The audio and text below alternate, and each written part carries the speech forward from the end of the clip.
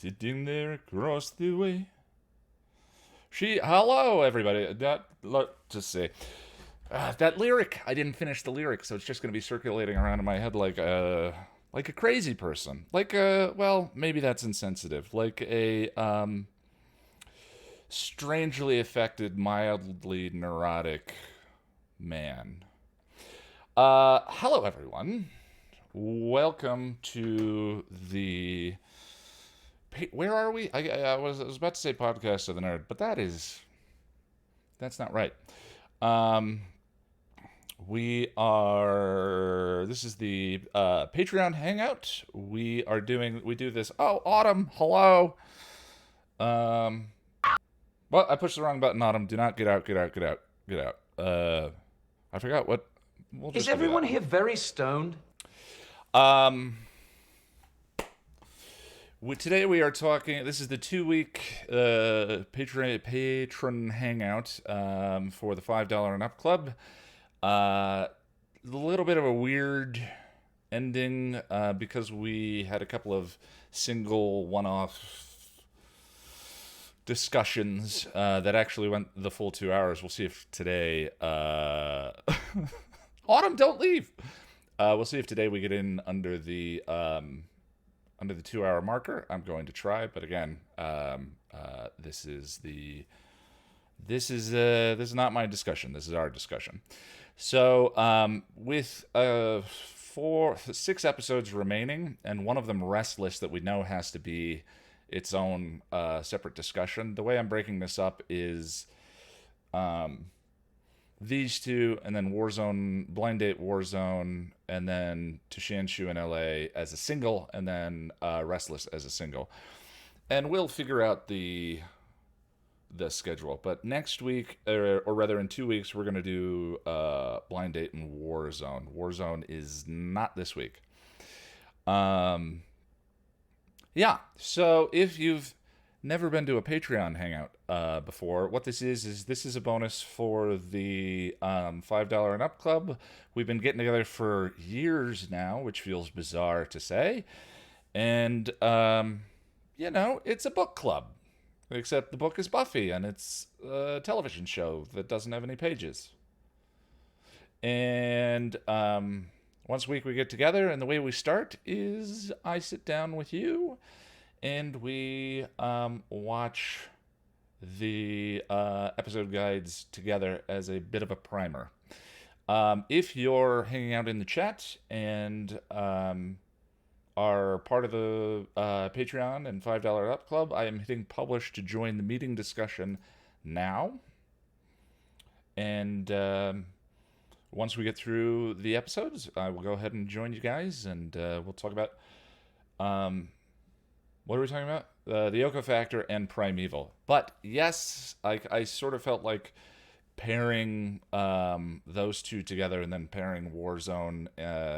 Pairing these two together made more sense than pairing Primeval and Restless in my head. Restless is its own discussion. So I was just kind of playing around. I apologize if I confused anyone. But... yeah, okay, I'm done with that sentence. Let's go ahead and watch the Yoko Factor. Here we go. I haven't watched these since the month I published them. So let's have some fun. Oh, and yes, these discussions are fully spoiled. If you're in the stream and you have not... finished both Buffy and Angel, there are potential spoilers that we're going to hit on. So, hey, I said it before I got to the meeting this time, guys. Go me. All right, here we go. 3, 2, 1, play. With the Yoko Factor, Season 4 of Buffy limps into its 2-part finale. And no, I don't really consider Restless the season finale, more of a comic book annual. But we'll get into that. The Yoko Factor and Primeval manifest all of Season 4's strengths and weaknesses, respectively. If we were to cluster Season 4's successes and failures, they break neatly between the gang and the initiative. Yoko Factor deals with one, and Primeval deals with another. Both are hilarious, and when the gang is together, everything feels like it's clicking. When we're dealing with the initiative, it can feel a bit bit perfunctory at times. It was a challenging season to make, and it has been a challenging one to talk about. Let's bring it to a close.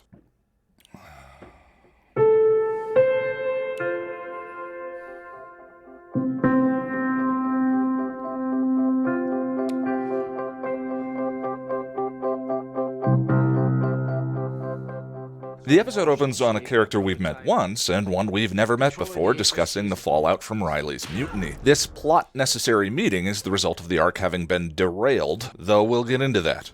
Quite frankly, I don't think he was ever the soldier that you all hoped he was. Boy thinks too much. Here we bring out the thematic sledgehammer. Confusingly, the general calls Buffy just a girl, which makes no sense. Buffy beat up Riley's team. She was at the briefing for a mission. It was suggested the entire initiative knew who she was. Adam and Spike are figuring out their plan of attack on the Slayer. Spike points out that Slayer's power lies in her friends. Take them away from her. Well, there's a plan. Post-Sanctuary Buffy returns from L.A. looking regretful. Xander brings Riley a spare pair of hammer pants and an overshare about Buffy's personal life. One moment's happiness. And that sets him off. And you know what makes Angel happiest? I'll give you a hint. It's not creme brulee. Sex. Damn it, Xander. She kind of left that part out, huh? Xander makes a show here of not realizing Riley didn't know about the sex, but first of all, there is a moment when it's clear Riley doesn't have the whole story. What do you mean? You know, it's his trigger. And Xander barrels on ahead. Second problem is Buffy hasn't given Riley any cause to not trust her. I mean, the bosses at his job created an evil monster while drugging him that killed his metaphor mommy, and he continued to work for them for 7 more episodes. On the other hand, a once-in-a-lifetime girl that has given him no reason not to trust her goes and visits an ex to warn them about a crazy raging Slayer on the loose. Oh, now he has trust issues. At Casa de Giles, we get what After Where the Wild Things Are might seem like gratuitous, super sexy, smoldering Giles singing, were it not for the chosen song. Freebird. If I leave here tomorrow, would you still remember me? Well, I must be traveling on now. There's too many places I've got to see. And if I stay here with you, girl, things just couldn't be the same. 'Cause I'm as free as a bird now. Spike interrupts, offers up Adam info, and manipulates Giles' insecurity that has been building up all season. Giles drinks. Tara and Willow went in on a mutual pet together, Miss Kitty Fantastico. You have a catnip problem. Huh. Hammer Riley stops by Buffy's. He's patched into the initiative's frequency so they can't track him, which made me wonder why Walsh and company never bothered to bug Buffy's dorm, given the threat that she represented. Spike's attempt to Yoko Xander consists of him sharing gossip that Xander might have been joining the military? Xander bites immediately? This bit doesn't really work for me. I get it. Spike's be-all-you-can-be bit plays on the idea that Xander hasn't figured out who he wants to be. Sure, but Xander buys that Willow and Buffy were gossiping about him joining the military and laughing at him in front of Spike, let alone that, of all the Scoobies who would probably not believe a single thing that falls out of Spike's stupid sexy mouth, I kind of feel like it would have been Xander. Minor point, moving on. Don't shoot, Says Forrest while pointing a space laser at her. Forrest and Buffy argue over which one of them Riley is best with.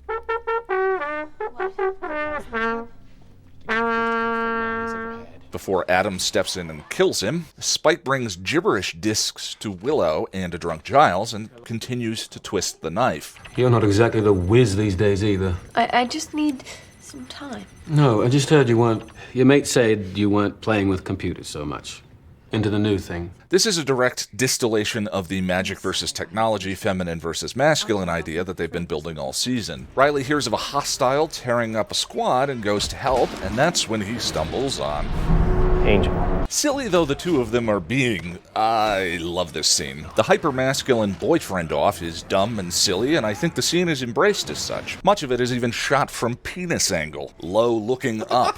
Wood fights an epic battle against watery milk, and the two of them end up at Buffy's front door. The fun boyfriends behaving like idiot stuff, though, definitely throws off the tone you'd think should be there now since Forrest is dead. I'd actually forgotten that it happened until this cut-in reminds us. Be honest, you forgot about it for a second too, right? Buffy and Angel apologize to each other. No, I don't think it fixes Sanctuary, but it needed to happen. Buffy and Riley have a bit of a complicated scene with a couple points I want to hit on. First of all, there is the unspoken notion that sometimes jealousy just happens, even in a healthy relationship. Sometimes things happen between exes. And the other is Riley's inability to take responsibility for his own feelings and behave like an adult. As in, Have I ever given you any reason to feel that you can't trust me? No, Then why with the crazy? because I'm so in love with you, I can't think straight. These are lies. now, this is stupid nonsense. The correct answer was, you're right. I'm being an ass. I'm sorry, woman of my dreams. I will do better in the future. Riley's answer was romantic code for I can't be held responsible for my actions because you're so amazing. So it's on you. I hate it. I hate it so much. And worse, the music endorses how romantic his comment is supposed to be. There are two telling details in the scene, though. Only one of the two men asks about Buffy's injury, and Riley says he loves her, and Buffy does not say it back. Oh, and by the way, Forrest is dead. So, tacos? The powder keg that Spike spent the episode lighting explodes. Riley shows up in Adam's den, and the first of the two-parter is in the books. As ever, it's difficult to say too much about a plotty two-parter before the second episode, so there will be more in the next. I really like the Yoko factor, though, as it's mostly Scooby-centric and cleverly ties together a number of threads by way of a manipulative Spike. Until this episode, I never really realized how he had been so fabulously set up to play the role of Adam's worm tongue throughout the season. The behavior modification chip was a form of operant conditioning, Walsh's specialty. Lo and behold, Spike came to understand the destruction he could sow using just manipulation in Doom. Buffy fights the forces of evil. You're Her groupies. Repeatedly, the gang makes the mistake of believing that since he can't kill anymore, he is no longer dangerous. Can't any one of your damned little Scooby Club at least try to remember that I hate you all? Just because I can't do the damage myself doesn't stop me from aiming a loose cannon your way.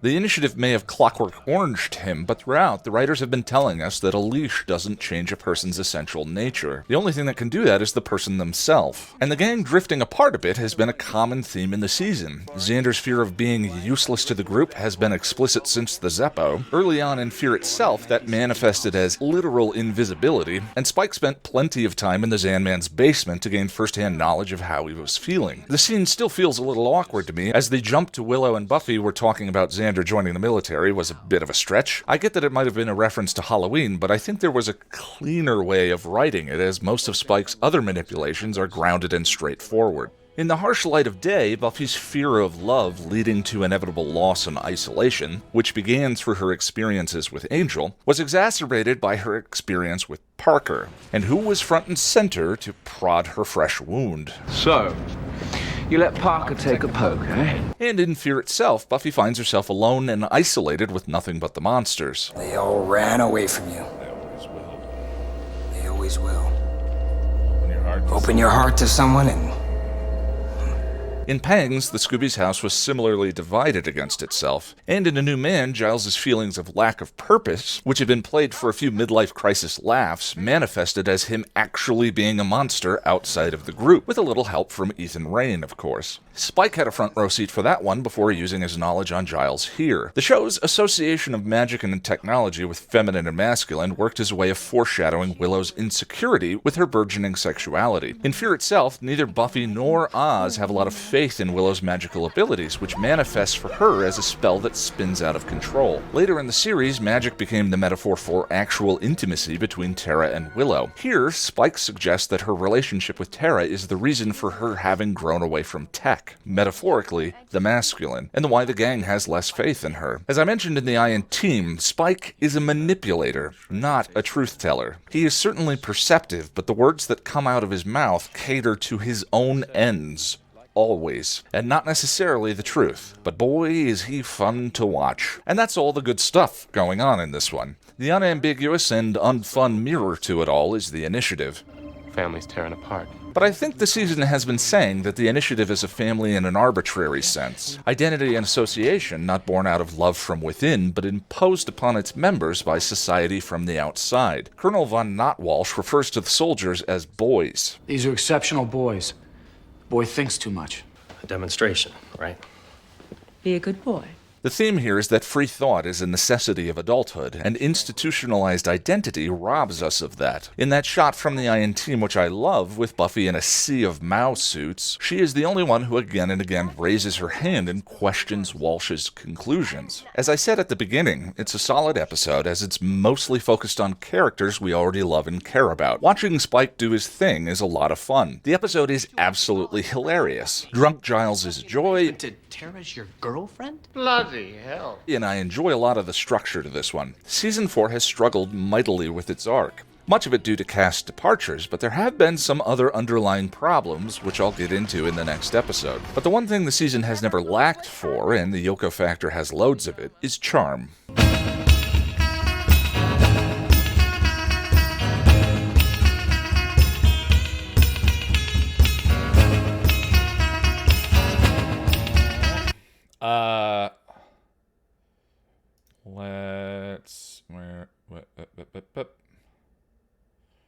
Hello, Shan. How are you doing? Oh no! Go Forrest!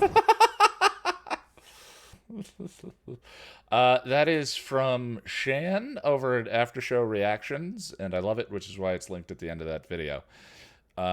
Link in the what do we call this? Chat. Yeah. Hey, and remember the one time you made this episode guide? That was cool. No, I don't, actually. But they are fun to watch. Anyway, compared to the, we'll say, mildly controversial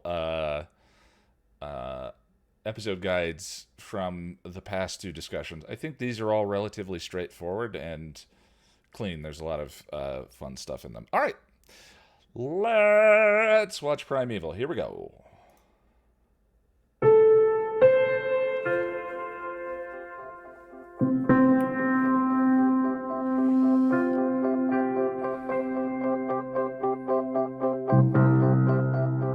Adam and Riley are having a chat. Apparently Professor Walsh put a behavior modification chip in his chest. So it's chips all around, is it? Adam's plan is to trap demons, humans, and Slayer alike in the Initiative and use their corpses to create more Adams. At Casa de Giles, the Scoobs are experiencing the fallout from the previous evening. The awkwardness is palpable, and Tara politely smiling through it. Adorable. But I think the intense morning after sensation the scene leaves you with is a testament to that wonderful final scene in the Yoko factor. Both hilarious and painful. Bloody hell. Xander is struggling to find the motivation to get out of bed. I absolutely love this overhead shot as Anya considers his nakedness. So they all think you're a lost, Trapped in the directionless basement. loser with no plans for his future. Anya, you can't that stuff away. Why not? Because I think maybe they're right. So what if they are? You're a good person and a good boyfriend, and I'm in love with you. I like that, and what it has to say about the barbs that generally stick with us. The insults that hurt the most are the ones that validate insecurities we already have in ourselves. The power and dignity to withstand ridicule is mostly found through mastering and understanding your own heart. Buffy wanders into Adam's lair, which is filled by many pounds of monitors, none of which I think were compatible with that teal G3 Power Mac. The lack of realism really undermines the pathos and themes of this episode for me. In a secret lab in the Initiative, we discover that Adam has turned Maggie Walsh into a Frankendrone, along with who cares? I wonder if... This is all how she planned it, except she thought she would be alive. Is the writer saying this was our original plan for the ending, except we thought Maggie would be monologuing now instead of G.I. Frankenjoe? Whoa, that is one painful-looking circumcision. Spike accidentally reveals to Buffy that he knows she and Willow had a falling out, a scene he wasn't privy or present to. This causes Buffy to reunite the team. They figure out Adam's plan of carnage. Does anybody else miss the mayor? I just want to be a big snake. Back at the lab, Frankenforest and Riley are getting reacquainted. I'll never let that happen. You don't get it, brother. You don't have a choice. Your will belongs to us now. Those of you playing along with Buffy Guide Bingo, I hope your ears just perked up. More on that in a moment. She's coming. During a rewatch we did with the community, someone was wondering at Adam's powers, how he could see through Jonathan's spells, and how he can sense Buffy incoming here in this scene. It would be interesting if parts of him were from a seer like Drusilla, maybe a side of... Sorry, I just need to pause for 1 second so I can push... I'll take away your bucket. Hello, Lonnie. Welcome. Effect of the assembly that Maggie wasn't aware of. The Scoobies devise a plan for attacking Adam. So, no problem. All we need is combo Buffy. Her with Slayer's strength, Giles' multilingual know-how, and Willow's witchy power. As they descend into the initiative, Willow, Buffy, and Xander make up after their dramatic first year in college. You know we love you, right? We totally do. Oh god, we're gonna die, aren't we? The initiative captures the gang, Adam locks the base down and releases the monsters. As Forrest and Buffy face off, Riley cuts into his pectoral muscle to remove a mind control chip before beating Frank and Forrest, who was just defeating his superpowered girlfriend? Okay. Buffy! Shut up. Watch me kill your girlfriend, Finn.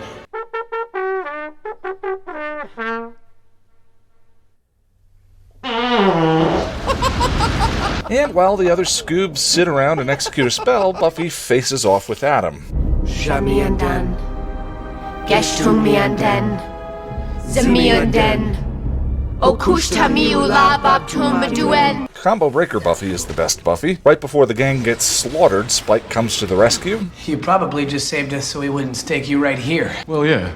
Did it work? Well, then everything's all right. And we all get to be not staked through the heart.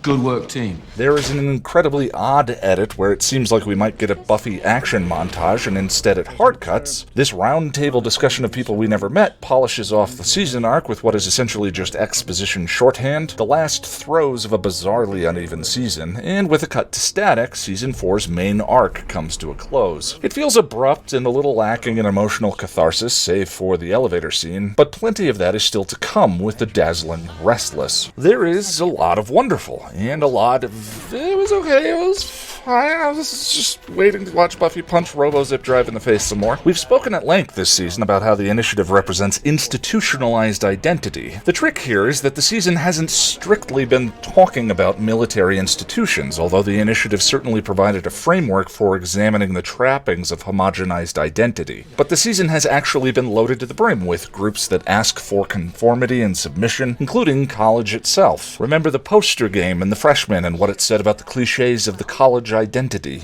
Do we have a Klimt? Score one for Yes! Big score for Clint. Or the round table of pseudo-intellectual bros from Beer Bad. Or the gentlemen who together formed their own dark and terrifying hive mind. Or the Wicker group that patronized Terra into submission. In Superstar, everyone in town conforms to Jonathan's desires. And in the final two-parter, Adam reveals that Walsh's last stage for the initiative was to break everyone into parts and reassemble them into one common, uniform shape, ultimately monstrous for not being individual. And when everyone's super, no one will be. The very name of the initiative was no doubt a joke by the writers, as the dictionary definitions of the term are the exact opposite of what the initiative was meant to embody. The ability to assess and initiate things independently, the power or opportunity to act or take charge before others do. Within the show's central metaphor of progressing through adolescence, then, Buffy's defeat of Adam is a symbol for her rejection of conformity. This is not, however, an argument for the Into the Wild-style pursuit of isolation. In the previous episode, I made the comparison between what Forrest called family and what the Scoobies call family. One is a family created by an institution that emphasizes conforming to that institution's ideals. I am how they train me. And the other is chosen. In fact, the final showdown emphasizes that Buffy needs the people she loves in her life in order to become her best self. Maximum Combo Breaker Buffy. And I've shown the spell scene previously as the most explicit example of each Scooby's metaphorical relationship to her. And together they summon what, translated from Sumerian, reads as Primeval One, Slayer, Adult. Metaphorically, of course. Literally, they summon something else, but we'll get into that in Restless. But in this case, magic defeats technology. I noticed a few comments in my previous video from people who bristled at the magic versus tech, feminine versus masculine interpretation. But as my friend Mark Field points out in his book, Myth, Metaphor, and Morality in Buffy the Vampire Slayer, it's important to point out that when we talk about these things, we're not talking about a person's sex or gender, but conventional, inherited, or imposed ideologies. As I pointed out earlier, Giles is as tech-inept as they come, and Professor Walsh is the creator of the initiative. It's not about boys versus girls, but as a feminist parable, Buffy is at least partially about celebrating feminine identity. We've covered what went awry this season outside the show's control, but there are a few things to mention. Season 4 has been cribbing from Frankenstein in some of its motifs. The most obvious reference, other than the fact that Adam is a big mess of body parts, was when he came upon the child in the forest, which, I mean, who lets their kid play alone in a forest in Sunnydale? This wasn't in Shelley's book, but in the 1931 classic film in which the monster runs into a little girl who isn't afraid of him. When he runs out of flowers to throw into a lake, he tosses the girl in instead and she drowns. More directly, in the original book, the monster says to Dr. Frankenstein, "I ought to be thy Adam." With Frankenstein, the season had incredible potential to make literary connections to its bedrock of philosophy that had been built up to this point, and some of the themes still work. In Season 4, every one of the Scoobies is experiencing a crisis of identity. Buffy wondering what in her drives loved ones away. Giles facing parental obsolescence. We've been over it. Frankenstein had to wonder at what and who he was. Problem is, Adam pretty much gets his answer early on. What am I? You're a monster. I thought so. And then sits around until the final few episodes. Shelley's Frankenstein contains themes of family, lost innocence, the toxic effects of isolation on the human heart, but most of those themes spring from the relationship between Frankenstein and his monster. And once Maggie was out of the picture, it seemed like the writers weren't sure what to do with Adam until the end. Even then, we find him monologuing about Mother and her plans. I think the necessity of Maggie Walsh to making all this work never feels more apparent than it does when she's a speechless zombie and Adam is giving us a crash course in why show don't tell is a thing. For comparison, consider Faith and the Mayor. In Season 3, I argued the Mayor was a little impenetrable as a big bad. Entertaining, certainly, but lacking in complexity or humanity. Russell, thank you for the donation. The dance of capitalist superiority. And we will cheers over Gatorade. Not a sponsor, but Gatorade, if you're listening, I'm ready to sell out. Do you like shows that have been off the air for 17 years? Thanks, man. And I love these reviews. I appreciate it. From her first patrol with Buffy, the Raging Slayer's arc felt like a bit of a foregone conclusion to me. But once Faith and the Mayor were in each other's orbit, their loving relationship created warmth and empathy for them both, even as that very thing allowed them to hide in each other's darkness. Another issue was Riley, and how much of the broad dramatic strokes of this season's arc were channeled through him rather than any of the Scoobies. Buffy struggled with the idea of conformity briefly in the INT, but then at the heights of badassery said to Walsh, You really don't know what a Slayer is. Trust me when I say you're gonna find out.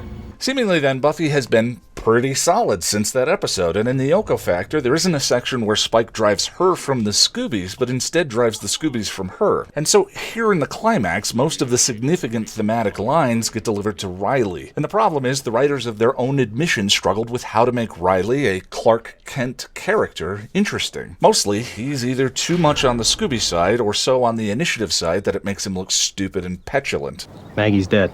Happy now? He doesn't seem to have an underlying personality or a pathology of his own, other than nice guy. Consequently, when he cuts into his whatever so that he can stand up and whatever, whatever. Simple comparison. Take all that away, and what's left? Me. And I'm not saying these themes had to be threaded through Buffy to make them resonate. What if at the end of season 3, Xander, unsure of what to do after high school, had enrolled in the military? Because of the residual military knowledge left over to him from Halloween, he was fast-tracked through basic, and being a resident of Sunnydale, likely familiar with the supernatural, was put on deployment for a special program called the Initiative. Then Xander is the one torn between two worlds. Xander is the one chipped by Walsh, and Xander is the one who finds his individuality again right before Buffy faces off against Duschenstein. I'm reaching here, and obviously a number of details would need to be adjusted, but it would still work and be justified by the previous seasons. Though, that still would leave a more nebulous problem I had with the Initiative itself, and that is that their portrayal on the show lacks any sense of authenticity whatsoever. Authenticity is a difficult thing to quantify, more of a gut feeling, really. You just know it when you see it, and the Initiative never actually felt like military, something more of the Bad News Bears variety. That underlying sense of camp or silliness to them, coupled with the lack of a captivating avatar for us in Riley, eventually led to me just being kind of bored with any scenes that had anything to do with them, counting the seconds until the next Scooby scene. Spike and Riley's chips were a metaphor for what the Initiative does to the individual, and their individually finding ways to defeat it were both a statement about how essential identity will always find a way. That a beast this powerful cannot be contained.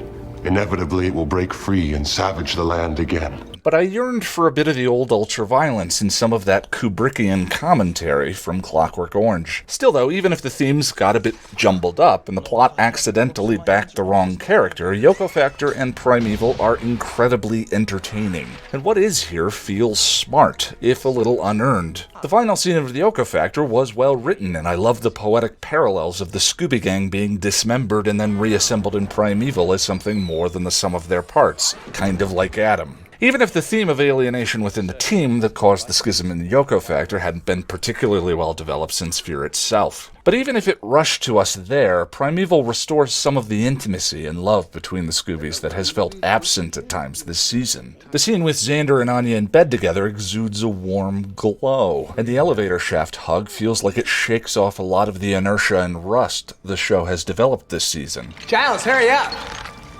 You definitely want to get down here for this. Hooray! They love each other again. Now let's go Magic Gourd the hell out of that asshat Adam. Even if Season 4 has felt hollow dramatically in comparison to the previous, it has still been damned entertaining. This is, taken as a whole, probably the funniest season in the entire series. And I have to say that in spite of its struggles, Season 4 was thematically ambitious, perhaps even above and beyond what's come before. It's just that when the theme flows through characters we love, it can feel powerful and intimate. When it flows through those we don't, it can creak and feel a little mechanical as, well, Adam. And Restless, the episode that follows, which Whedon referred to as his coda, strips away all of those mechanical elements. If Season 4 is an exploration of the identity that the world tries to hoist upon us, Restless is about how we see ourselves. We get to watch Restless soon.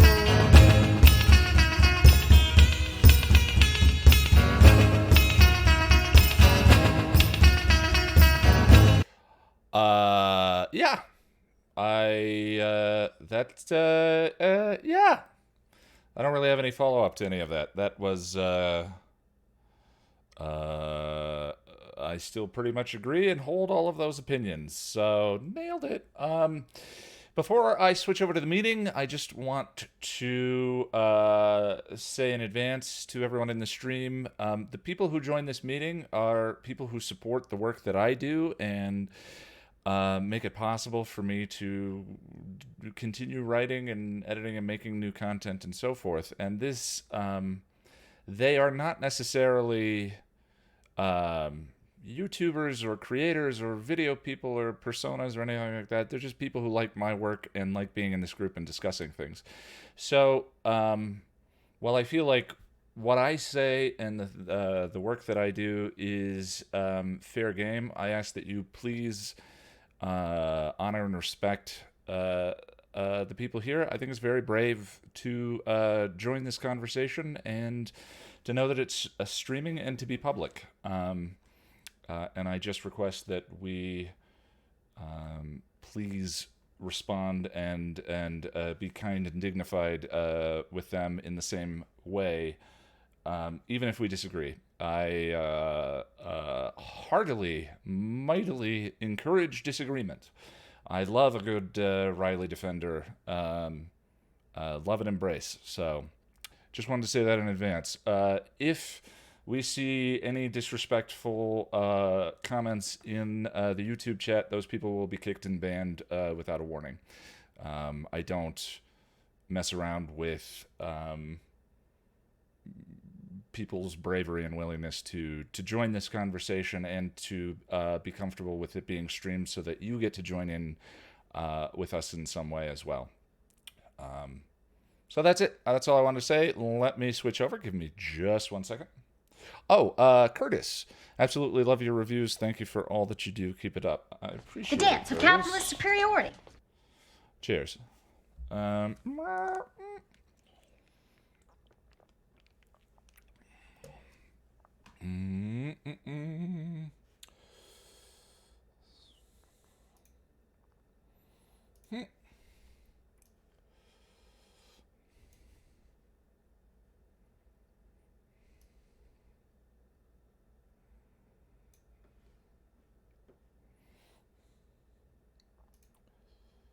And if I was the king of the forest, Ian, have you considered cloning yourself so that you can produce reviews more quickly? No, but I do talk about the daily struggles.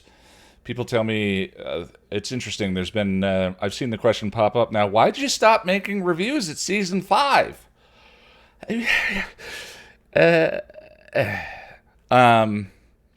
If you're interested in process and following all of that, I do a Friday video post now on Patreon updating the work that I do every week, and a Monday podcast of the Nerd, where I talk about that.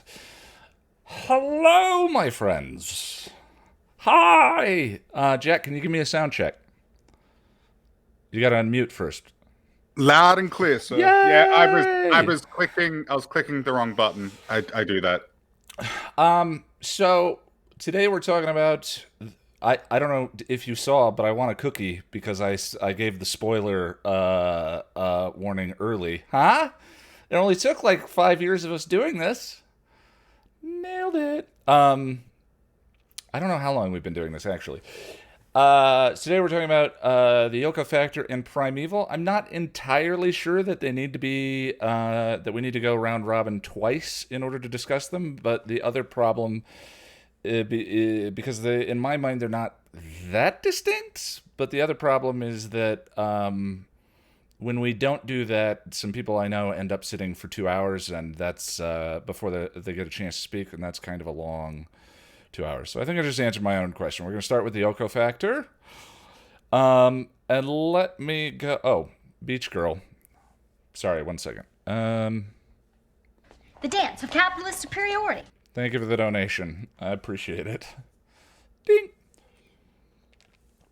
So today, he's often the caboose, but never not loose. Russell. Hey, Ian. Hello, How sir. you doing, buddy? How are you? I'm good. How are you? I am excellent. I love these discussions. I love hanging out with you guys. This is a lot of fun. We are talking. I saw you had a couple of things you wanted to weigh in on. We're starting with the Yoko factor. So, Spike and the push away. Not really. Well, whatever you want. Wherever you want to start, man. Well, let's see. Well, the Yoko factor for me continues that Angel parts from Sanctuary with the Buffy and Angel scene, him coming back and apologizing to Buffy, and him meeting Riley for the first time. I can't remember. I think it's on a DVD commentary how they were going to film that the fight scene between Riley and Angel. And ultimately, they decided that Angel was going to win because of vampire strength versus human strength. Yeah. Whatever. But him coming back to apologize, I keep thinking of their conversation in Sanctuary, and I'm sorry to bring that up. I know that's It's inevitable, and we knew it was going to happen. Let's do it. But well, there's a couple things. I feel like Buffy, and we are spoiler free, correct? We are fully spoiled. You can say whatever you want. Okay. The whole average Joe thing with Riley, I've often questioned, because Angel was human at one point in I Will Remember You. Would that mean that she, and this is I'm just throwing this out. I'm just going along with my notes. Would she have ditched Angel along the way with him being a normal Joe as well? I'm just curious. Had things worked out that way. That might be more of a question for the group, but I have my own opinions on it. What are yours, Russell? I actually don't know. I'm kind of confused with that. I'm like, they have a history together, but had that played out, which it never did, I think she would have gotten bored with him. Well, they also have that elusive, that thing. What is that called? I've kind of forgotten what it... Oh, chemistry. Chemistry. Yeah. And this is one of the... this episode in particular is one of the episodes where I think that they start making it clear... If you look closely, they start making it clear that Buffy does not reflect his feelings back to him. He says, because I'm so in love with you, I can't think straight, which I mean barf for the reasons that I talked about in the video. But she does not say it back to him. She says something like, she says, tell me about it. Buffy does not say she loves him. She does not reflect those feelings. And I think... Again, I still am failing to look up whatever the name of the syndrome is where people in conflict or people in extreme situations end up in a relationship together. The Sandra Bullock's line from the end of Speed that I've been talking about for like the last 5 times we've talked about Riley.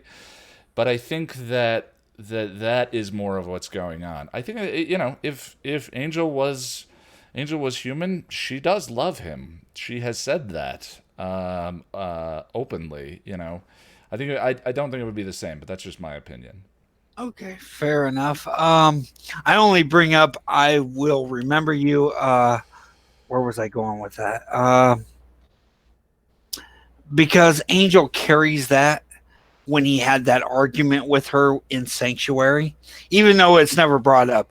You can tell that he brings that up with him. You don't know me anymore. Go home. Yeah, Yeah, go ahead. He's only been gone from Sunnydale for like maybe a year. She knows him pretty well, as far as the people in his life that know him. But it's still a cool. She's such a jerk in that episode. That one I do appreciate when he sticks up for himself in that moment.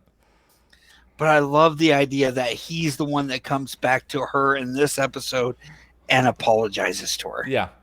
Yeah, I mean, however much I find Sanctuary frustrating, I have nothing but love for their scenes in this episode. So now I'm on to this particular episode. Let's start with Xander. All right, bud. Xander. That conversation in the beginning of this episode reminds me a lot of Kick His Ass. Him just out. Go ahead. You have. I see where you're going. Go ahead. Don't let me take over. It's selfish of him to. If he's going to go out and explain everything, he should do it in a non-objective way. He doesn't here. Yeah, I think, though, that what you're describing is just kind of Xander as opposed to the conscious decision that he made to lie at the end of Becoming Part 2. Yeah, but he's looking for an illicit response from Riley. She never told you about that, did she? Yeah, and I mean, the scene, as of the scene in...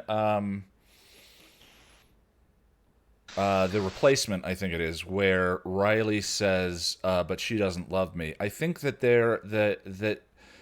I think if I'm not sure if it was intended, but again, we don't defer to author intent. We're just trying to find the reading that we all like.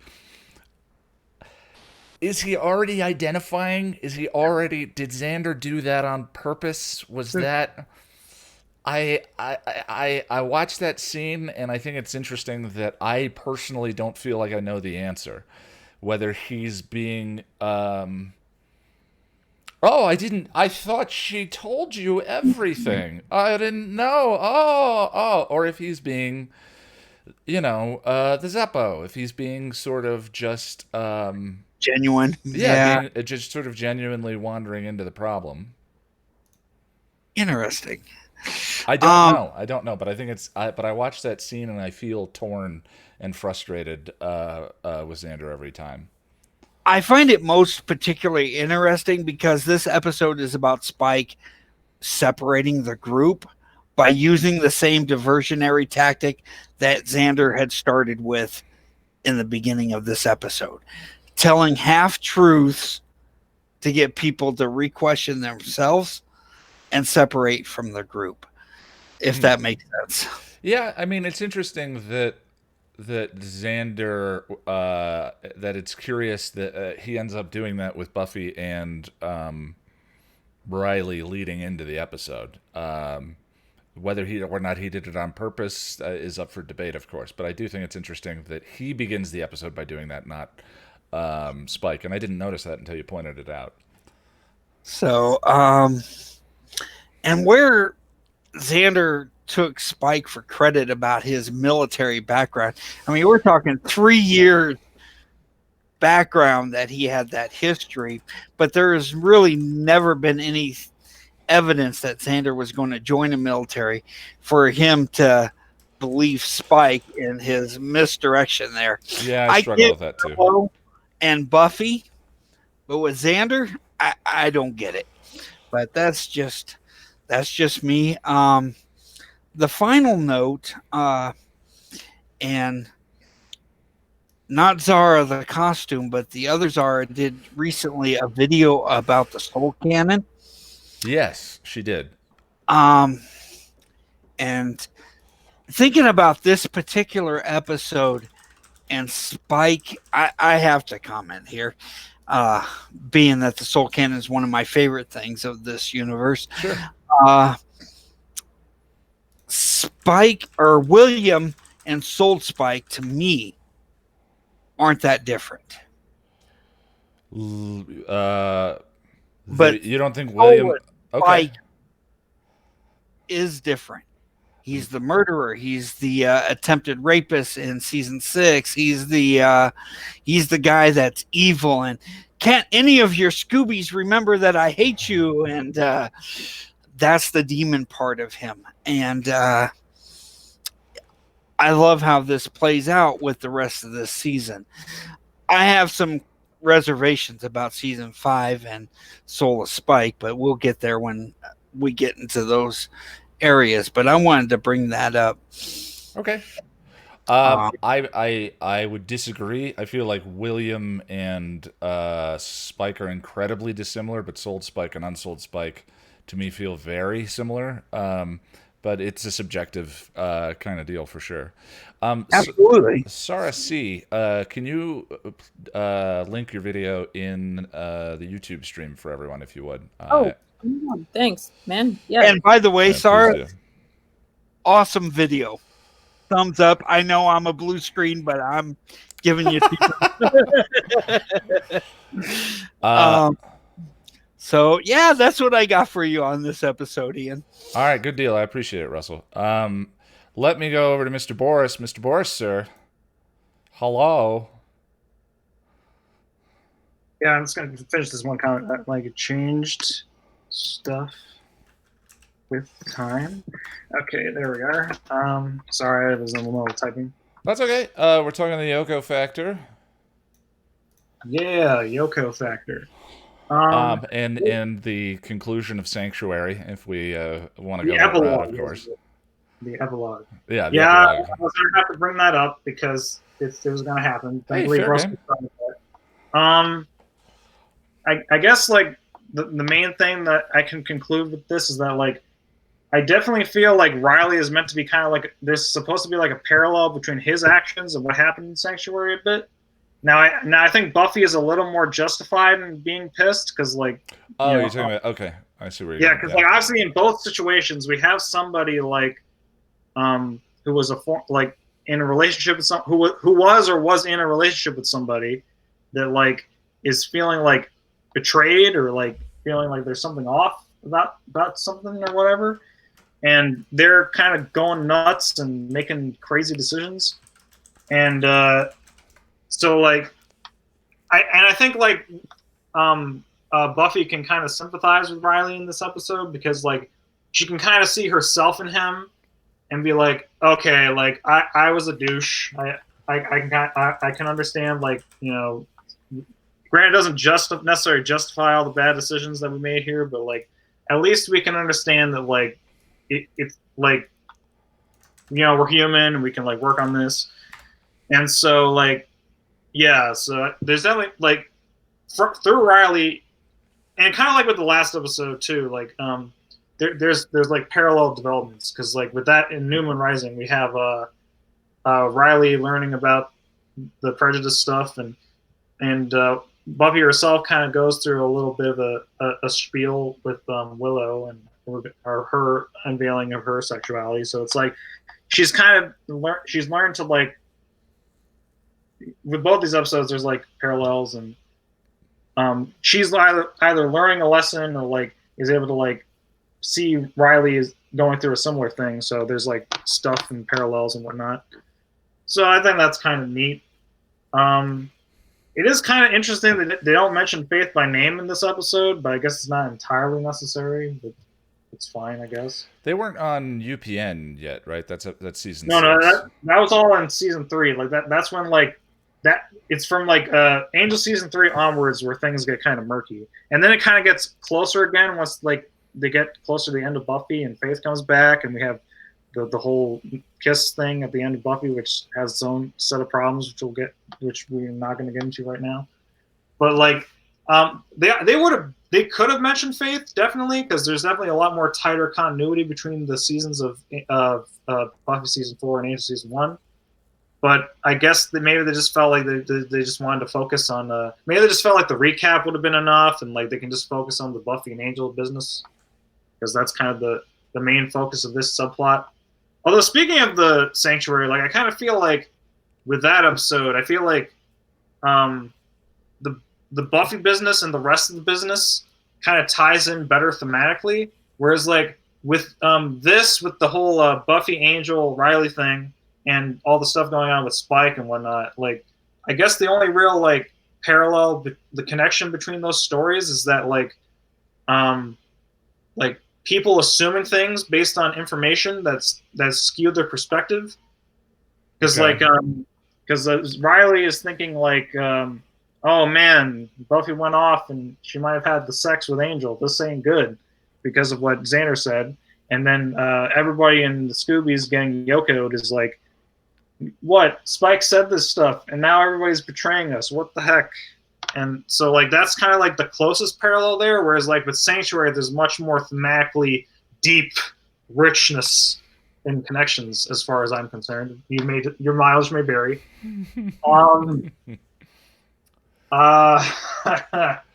Yeah, I'm just gonna check my notes just because I watched the episode like a couple days ago, so I might need a refresher on a few things.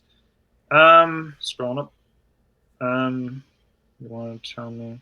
Oh yeah, there was like some kind of weird. I'm not sure if this was meant to be a joke or something, but like there was like an allusion to like Angel getting like Buffy's like who beat you with the doorknob, and I'm like, is that supposed to be like a domestic abuse joke? Because that doesn't seem right.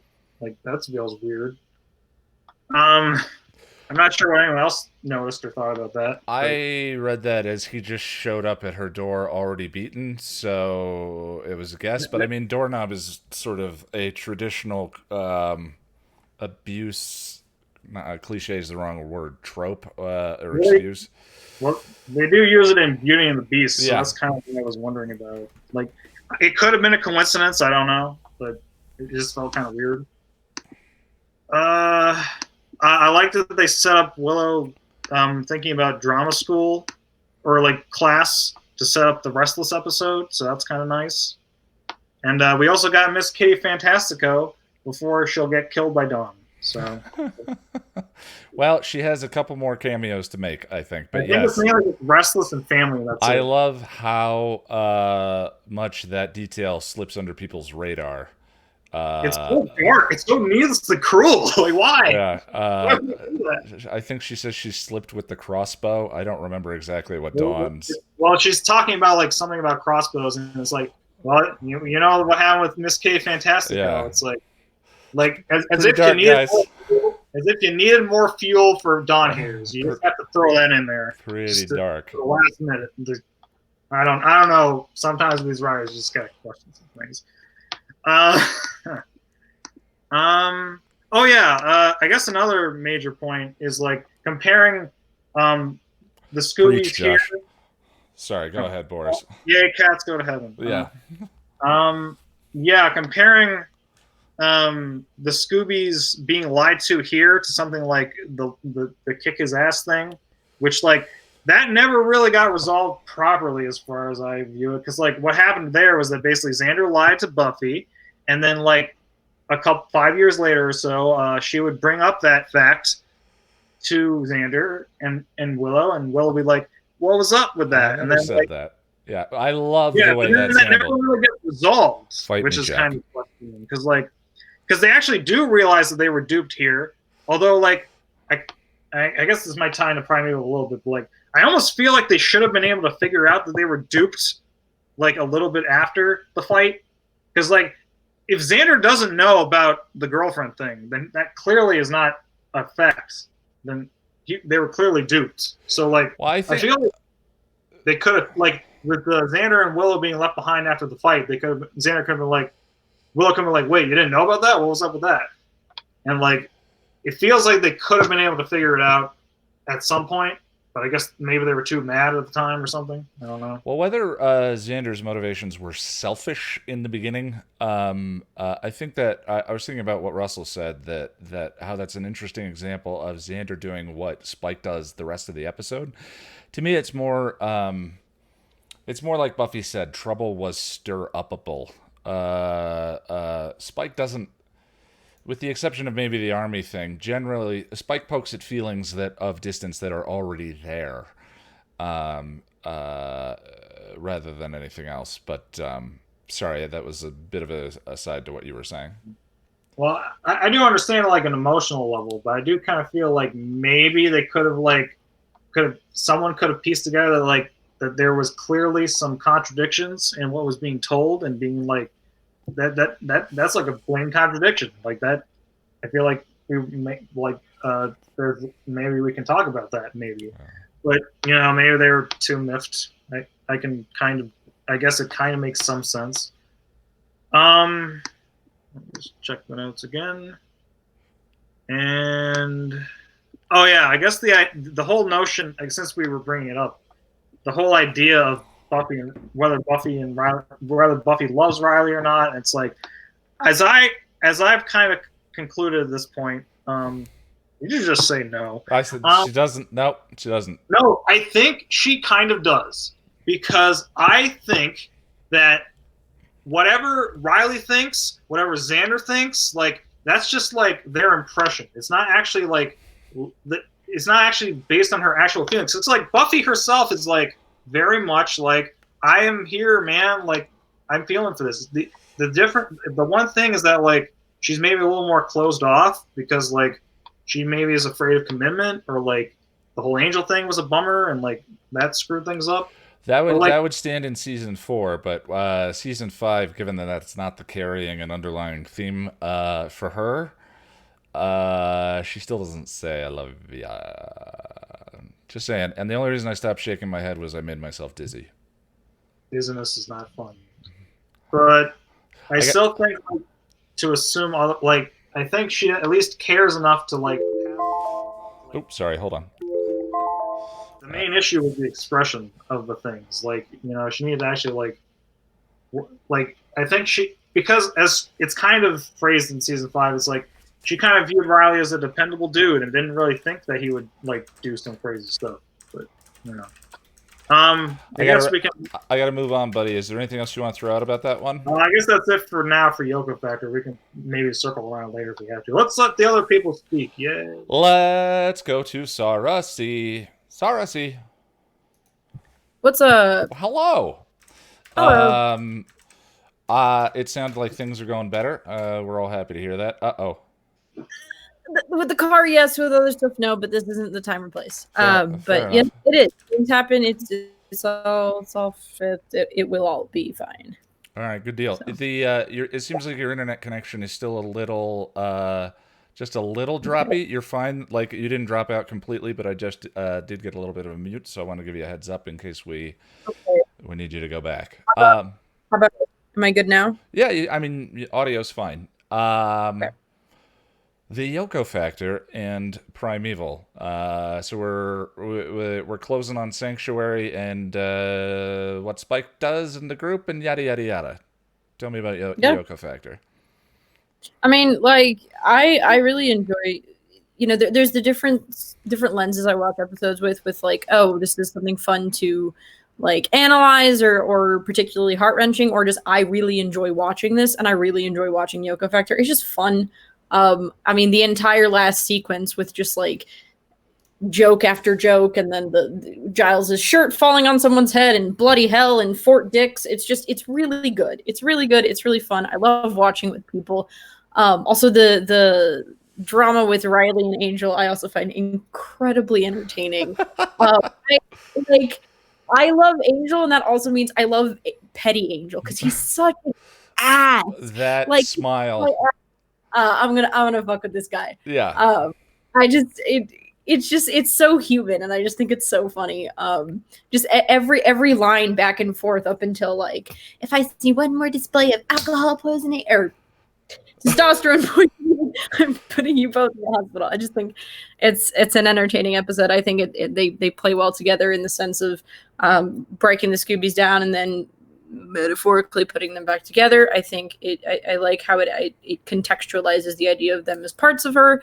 I like Yoko Factor more because I find the fights and everything in Primeval a little bit boring.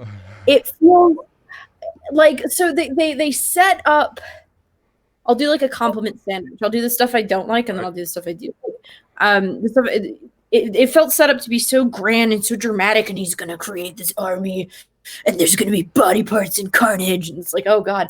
And then it's just him in his dumb lab, and there's just Forrest who looks like some bad like high school theater makeup. I'm sorry. And it's just like, that's it. Okay. And even like the last with everybody is, yeah, it feels like there. I know that Buffy is theater, right, rather than cinema in the sense of the effects, Sure. But just the scale and execution of it feels a little. It feels really clunky to me. That's that. Well, I mean, I tried to touch on that in the video. Like, definitely the initiative bits struggle with authenticity. Yeah. But I thought you were talking about the Buffy Adam fight. Matrix plus John Woo doves. That's I kind of wish they did a little bit more than that. It's cool. I mean, it's cool. Her eyes are creepy. It's the bird thing is neat. The little like pan with like the bullet fire. I always remember. I just think that's really neat. Yeah. Like there's I have a lot of obviously more of the stuff to talk about or analyze philosophically. I think comes in obviously in Restless, because this is just sort of, it kind of is what it is. What I really enjoy.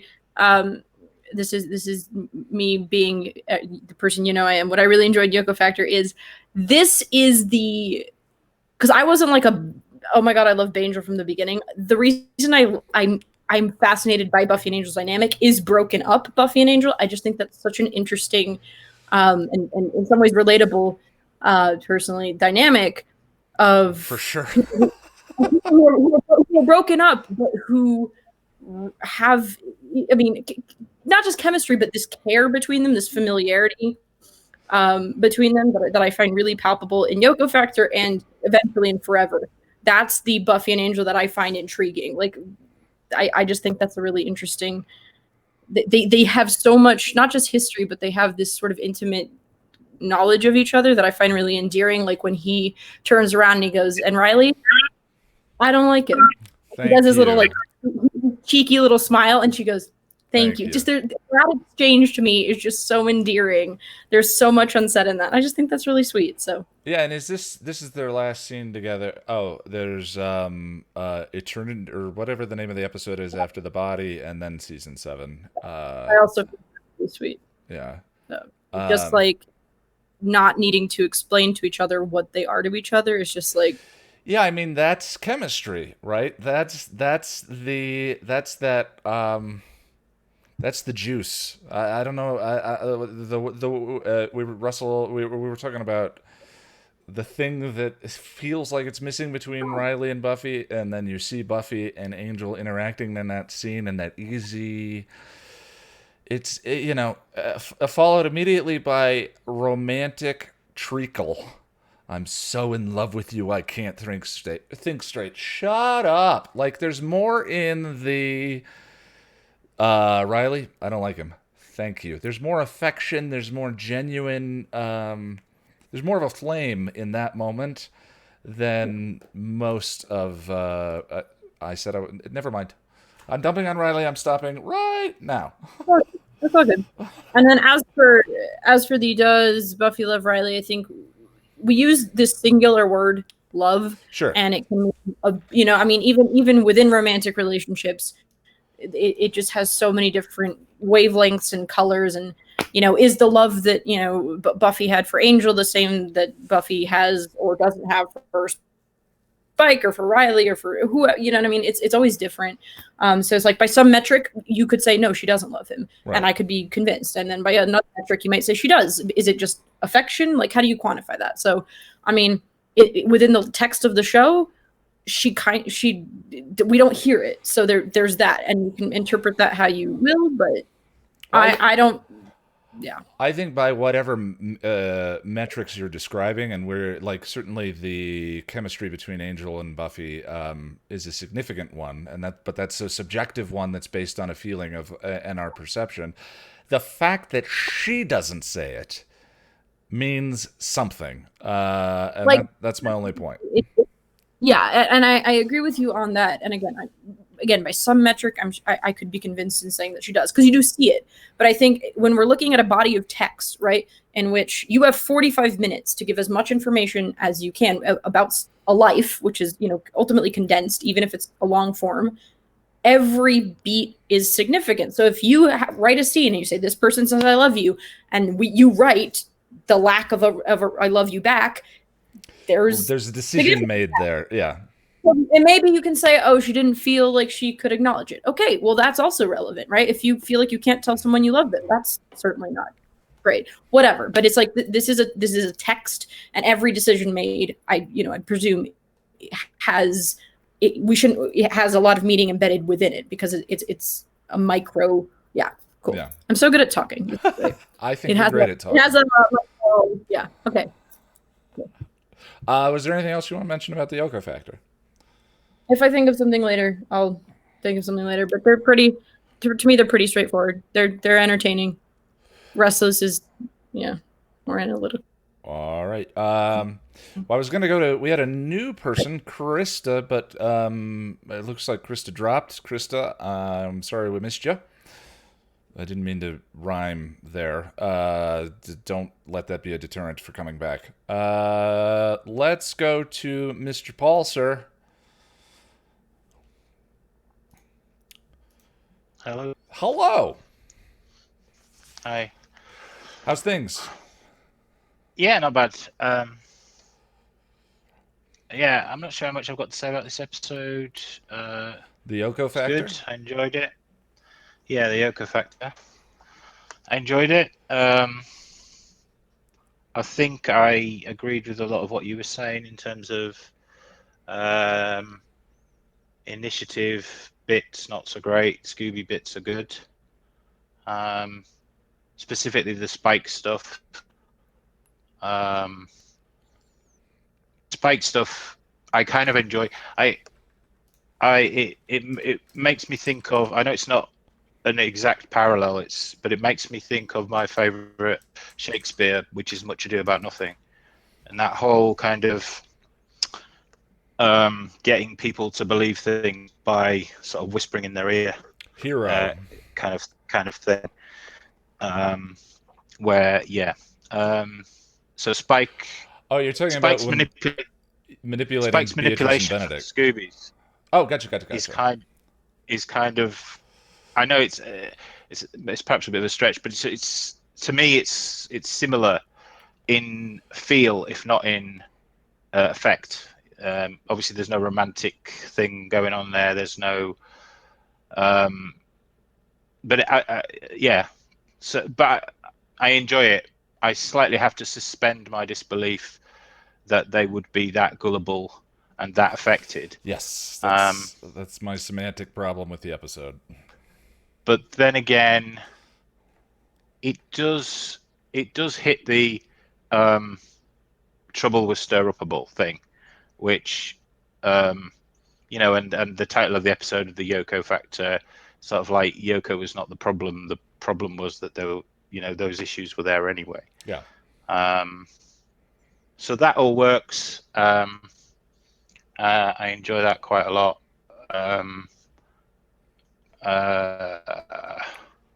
Just trying to see if there's anything else. Oh yeah, Riley and Angel. So completely pointless. I guess I'm missing some level of humor or something that everyone else is seeing, but you could just cut that whole scene. I just think. I mean, I remember at the time, people saying that it was obviously not over here, but they made a big deal of the crossovers, and I think it was created as this big event, and then it was almost like they had to justify it, and then but narratively, he comes back to apologize, has a fight with Riley, and then disappears again. So what? Well, I personally feel like it's more fun than her appearance on Sanctuary, for sure. Some good jokes, and I got to make a penis joke in a video, so it's a win for me. Yeah. I think. I mean, sad as this is to admit, I think maybe the fact that I can't enjoy the humor is probably why I don't like it more. As you said that, I thought, well, I actually do like the Sanctuary stuff. I think Buffy behaves like a complete brat in that episode, but that doesn't stop me loving the interaction that goes on, the drama of it. Whereas in this episode, it just feels... I mean, when somebody else was talking just now, and I apologize, I've forgotten who it was, but... when somebody else was talking just now, I sort of got out of the corner of my mind how it could be seen that... Was it Sarah that was saying, like, Angel was kind of messing with him? Like, that didn't read to me at all, but I could see that if that's what you were getting from it, then suddenly it becomes a lot more fun. But for me, Angel was just being a dick. When they get to Buffy's room and Buffy says, "Riley, I need to talk to Angel for a minute," and Riley says, "I'm not leaving this room." David gets up and she signals to Angel, "Let's talk in the hall." David gets up and gives Riley the smirk from hell. Okay. Meh, and I love it. I was thinking of the fight in the alley, and I was thinking, all joking aside, but why wouldn't Angel just... Angel clearly knows who Riley is, so why wouldn't he just sort of come clean about that and the fact that he's not evil? Well, that's also a joke they went to in Pangs, so maybe they're attempting a callback. But I loved in Pangs when all of the Scoobies were like, "You're evil again." I'm not evil. Yeah, I mean, I'm not. I feel like I've spent more than enough time talking on it to make it sound like it's a big problem for me when it really isn't. What else? Yeah, this thing about this thing about Xander and revealing the truth to Riley. I mean, so Riley knows. Buffy has told Riley that Angel's her ex, right? Yes, but not the lore but of the relationship. Because it seems like the thing that freaks him out is the fact that she's had sex with Angel, but surely he could have put two and two together anyway. Right.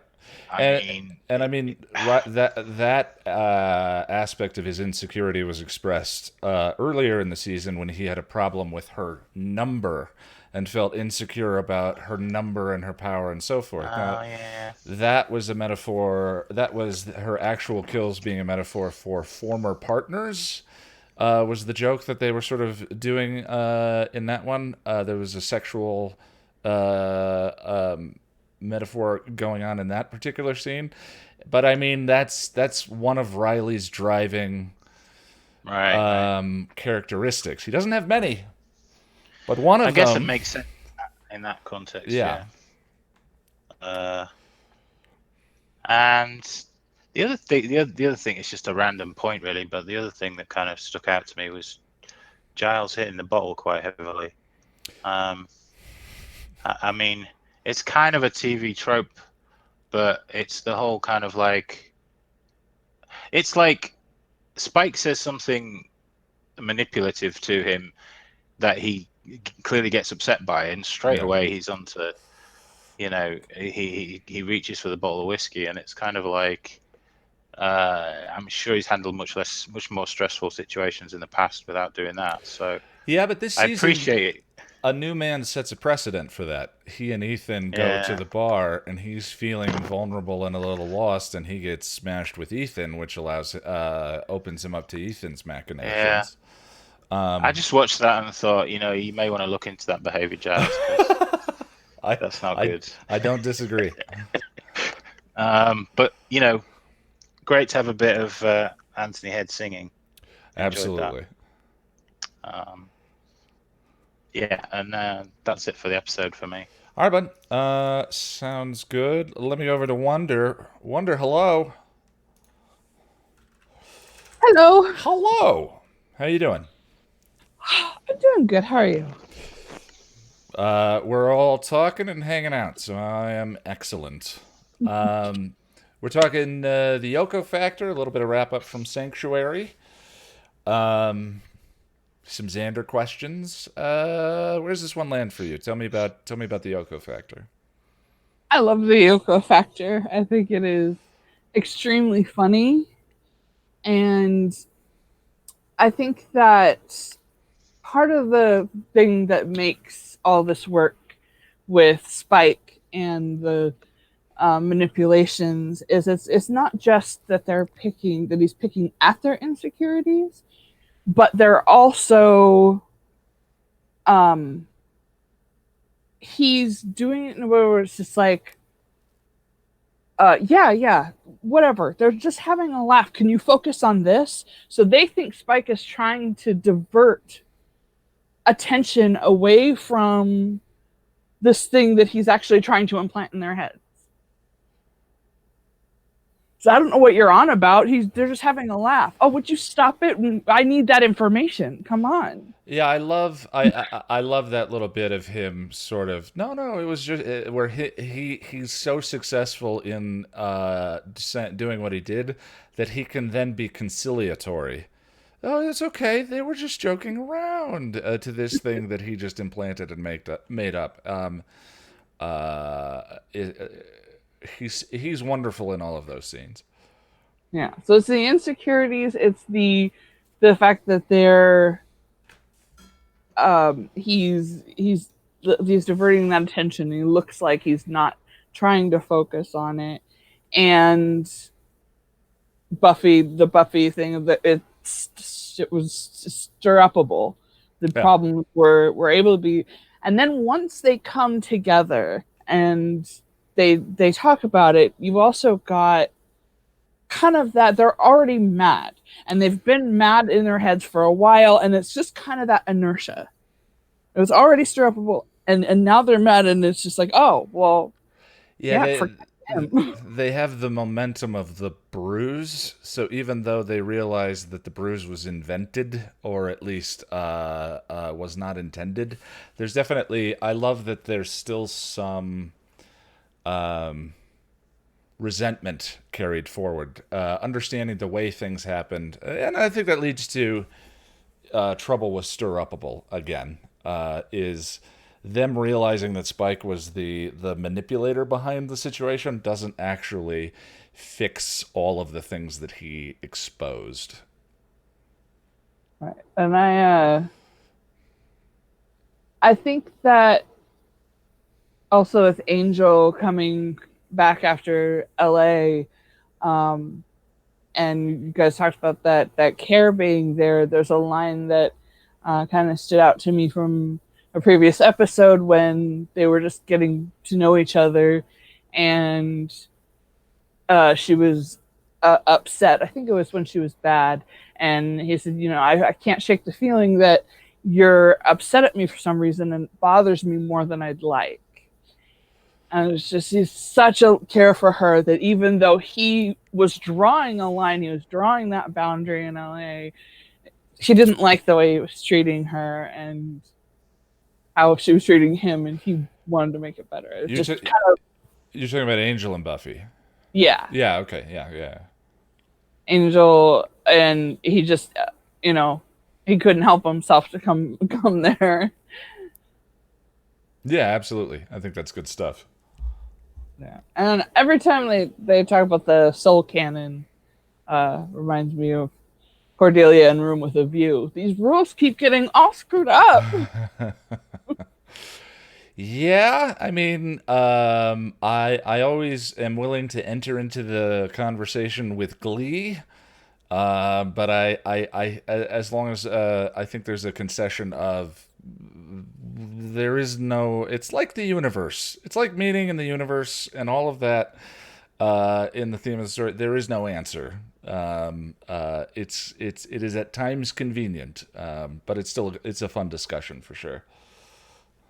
Yeah. So we're gonna move to Primeval or come back around? We'll come back around. You Okay. good for the Yoko? Yep. All right, good deal. Let me go over to Sir Jackalis. Jack, sir. Hello. Hello. How are you? I am excellent. That's good to hear. I'm really glad to hear that. What? Hi.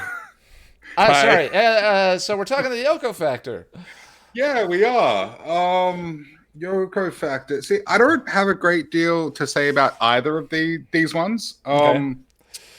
I think Sarah C said they're fine. Well, Yoko factor. Let's focus on that. It's fine. It's fun. It's Given the mess that the season ended up, I have a greater and greater appreciation for the Yoko factor in Primeval. Okay. I mean, all the things that they were under, those 2 episodes are pretty entertaining. And once you sort of understand the metaphor of Frankenstein and all of the army being reassembled into this sort of whole, and then Buffy being built out of all of her friends and relationships and all that. There's a lot of beautiful things to it. It just sort of, a bunch of high school students with pitchforks and flamethrowers was more epic than the army. Maybe the adage that it's a good idea, not done very well, is I think applicable here. All of the writers said they struggled with both Riley and sort of army authenticity. Yeah. But let me see. I'm looking at my notes here. Oh, Giles singing Fruit Free Bird. Oh, I love it. Love it. I wish we got a full version of that, like Anthony Stewart had recorded a full version or something. That'd be amazing. And also the scream when he notices Spike. That's very funny. Adorbs. Yeah. Yes, he's so melancholy and masculine. Yes, it's a wonderful contrast. Yeah. It's wonderful. It's wonderful. The fight scene, with Riley and Angel. I will say it's well shot. I like the choreography and it's great action, but it's just a masculine pissing contest. And yeah, exactly. And I mean, there is fun to be had in that, I guess, but it's kind of, I mean, at least on Riley's part, it comes across as possessiveness towards Buffy, and I don't like that. The thing I like about that scene is sort of Riley's masculine insecurity, power, whatever characteristic that they're playing with the whole time. Is played as what's the word? Just escaped my head. It's played relatively straight, for lack of a better term. Relatively, like it's boring. Yeah, right? And in that scene, it's played for laughs. Yeah. I think that scene is them sort of look at how dumb this is. It kind of reminds me of like a showdown in a spaghetti western or something. Yeah. Like, the like the low angles and the stare down and the back and forth. Yeah, it's a little silly. I have a very, very, very lukewarm defense of Riley. Okay. Not his possessiveness or anything. That's dumb and inexcusable. But I think others have touched on the fact that Buffy shuts him out a lot. Yes. Like a lot. And you could argue then it's fair enough considering what she's been through, and I agree. But I think Riley's reaction to that to some degree is fair enough, because when you shut out, your mind tends to wonder and like, well, hang on, what's going on? Why is this happening? And so, yeah. Yeah, I mean, I think what I would say is he is all in a way that she is not. Now, the tools with which he's all in are questionable. Right. But, you know, he's taking his feelings and sort of running with them.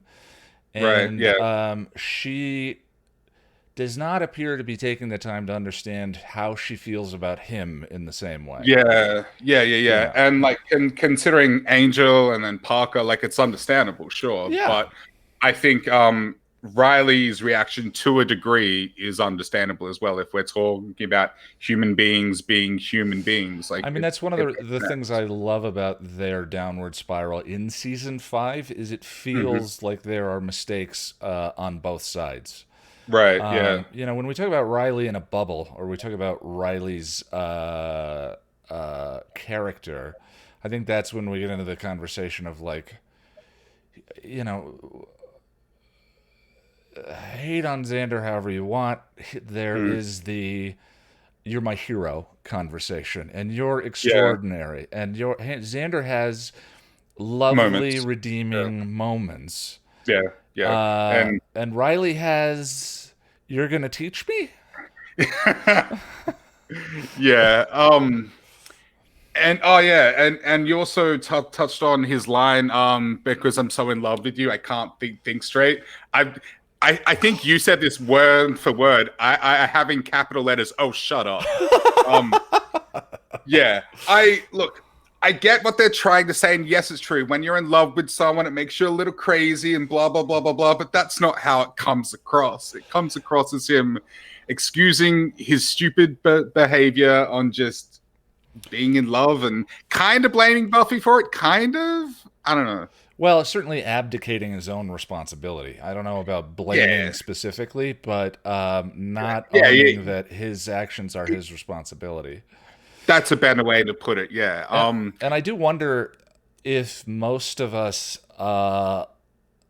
look through a certain lens at that scene. Again, I'm playing devil's advocate here, but the, you know, Buffy and Angel were sort of self-evidently represented as a bad idea. A teenager dating a 200-year-old vampire. Yeah, it's a little gross if you think about it. We have, but we as the fandom have more problems with Riley and Buffy generally You know, if you're a Spuffy shipper and hate on Riley, like, and I'm a cookie dough shipper, so I take no sides in that debate. But it's just sort of funny, the one of her relationships that we embrace and celebrate versus generally the Riley one that we kind of dump on. Right, yeah. And like, we, the fans, like, we talk a lot of shit about Riley, but he's not a bad dude. He's a little insecure, a little whiny, but he's not a bad dude. We'd almost all rather have a toxic, dark romance than a boring one. Right, you know, at least there's some sort of passion. Maybe the passion. Maybe the highs are higher. Yeah, and that's why so many people are into Spuffy. Sure, because it's let me see. By the way, I thought that was a pretty good defense of thanks, Riley. Man. I appreciate it. Cheers. As to whether Buffy loves Riley, I don't know. I'm currently watching season 5 with my brother, and I think I'll have to get to, is it Into the Woods where he leaves? Whatever that episode is. I'll have to get to there before I really comment on it, because I don't know. I think you could make the argument either way, but I've always read Riley's "but she doesn't love me" line as him just being insecure again. Like I never thought that was. He has lots of evidence. Yeah, true. But I never read that as the writers trying to tell us that she doesn't love him. So I don't know. I'm sure this is gonna pop up again. So we'll discuss it further down the line. The thing that I was going to say is that scene, we sort of got a little afield. That scene between Buffy and Riley where she said, "But I'm so in love with you, I can't think straight." We all, like, everyone in this group is of a particular age and up, and presumably has a relationship or two under their belt. You know, we've maybe had some sobering experiences. But I do wonder, watching that scene, if I was 15 or 16 years old, would it play differently? It's Marcus Blucas is so in love with her. Knowing me at that age, I would have read it. Are we all crapping on that scene because the cynicism and resignation of time? Oh God! Oh God! What kind of it? I'm making a lukewarm defense. That's all I'm trying to do. What kind of broken adult have I become? Oh God. Okay. Anyway. Moving on. Jesus Christ. Forrest, his death. I just find it a little odd that someone with like special ops military training is just going to like recklessly charge into the bad dude who has a spear in his arm. Like, it reminded me of Theon Greyjoy in Game of Thrones, because that's kind of what Theon does. Yeah, and they're real inept. Yeah, I just don't believe that a dude with special ops training would be that dumb and reckless. The Initiative are kind of like a division that was assigned to Fox Mulder in the X-Files. Yeah. Like the way they treated Fox, like, that guy, give him the bad news bears of the army, for him to kind of go and check it out. So yeah, absolutely. Right. Yeah. Oh, the group fight and with Drunk Giles. Drunk Giles is the best. I love Drunk Giles, man. Bloody hell. He's just great. And I think it was Paul who said that you have to sort of have a suspension of disbelief in terms of believing that they would be that gullible. And I agree, but I also think the way it's written, Spike is quite insidious and knows how to press on all the right buttons, and that's kind of, I mean, I kind of buy that, kind of. I think it's variated by Marster's performance. He's I mean, James is just so good. He's James Masters. He comes from the stage. He's a thespian. In whatever way the army scene works, I think it's on the actors in that scene. right. selling those moments, and Anya as sort of the deadpan, shiny thing dangled in front. He's a Viking in the sack. Terrific. Yeah. So, Yeah. to sort of distract us from the things that I mentioned in in the video. And again, that was probably an observation that when I watch this again, someday when the episode guides are all done, I'll revert to haha, as Right. opposed to just sort of, pulling things apart with a fine tooth comb. Yeah. Yeah, I guess that's it. Like Yoko Factor, it's fun, but there's not like there's no philosophy to explore or any subtext or metaphor. It's just fun, and that's fine. Like that's totally fine. All right, so bud. yeah. Cheers. Kate, donation. The dance of capitalist superiority. Ian's laugh is infectious. Well, thank you. Cheers. I appreciate the donation. Thank you so much. Sarah E. Hello. Hi, Ian. How you doing? I'm great. How are you doing? I'm good. I want to say a thing. Yeah. Just a note before we talk about the episode. I don't know how much this bothers Sarah C, but just for the record, our name is pronounced Sarah, not Zara, and not Sarah. Please, guys, at least try to pronounce our names right. No, it does not depend on the region. It depends on my name, Boris. It is my name. And it is Sarah's name, and it's up to her how much it bothers her, but please. Well, I'm sorry if I missed that, but You did. yeah, Sarah. I'm not going to point out who did. It's just a reminder. It's also not spelt with an H. All good. So yeah, yeah. Sorry if that makes me a bitch, but No, not at all. It's the proper pronunciation. So the episode. There's a couple of things. You and I have talked about that scene, the exchange and the responsibility, and I was just curious. This is the first time I've thought about that scene and wondered if it would play differently.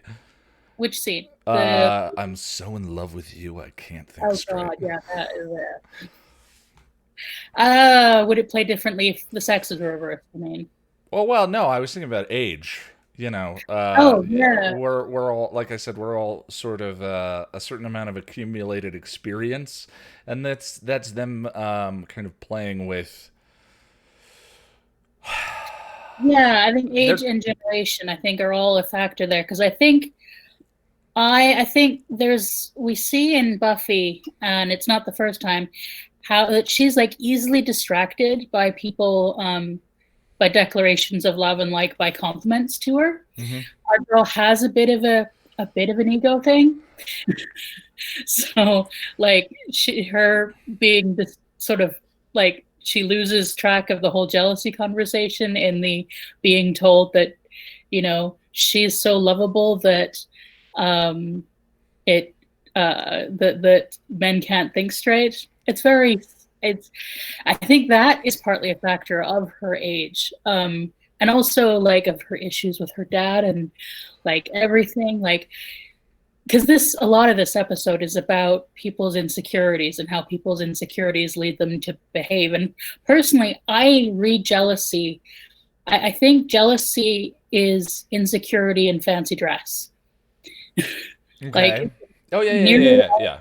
When someone feels jealous, it's because of an insecurity.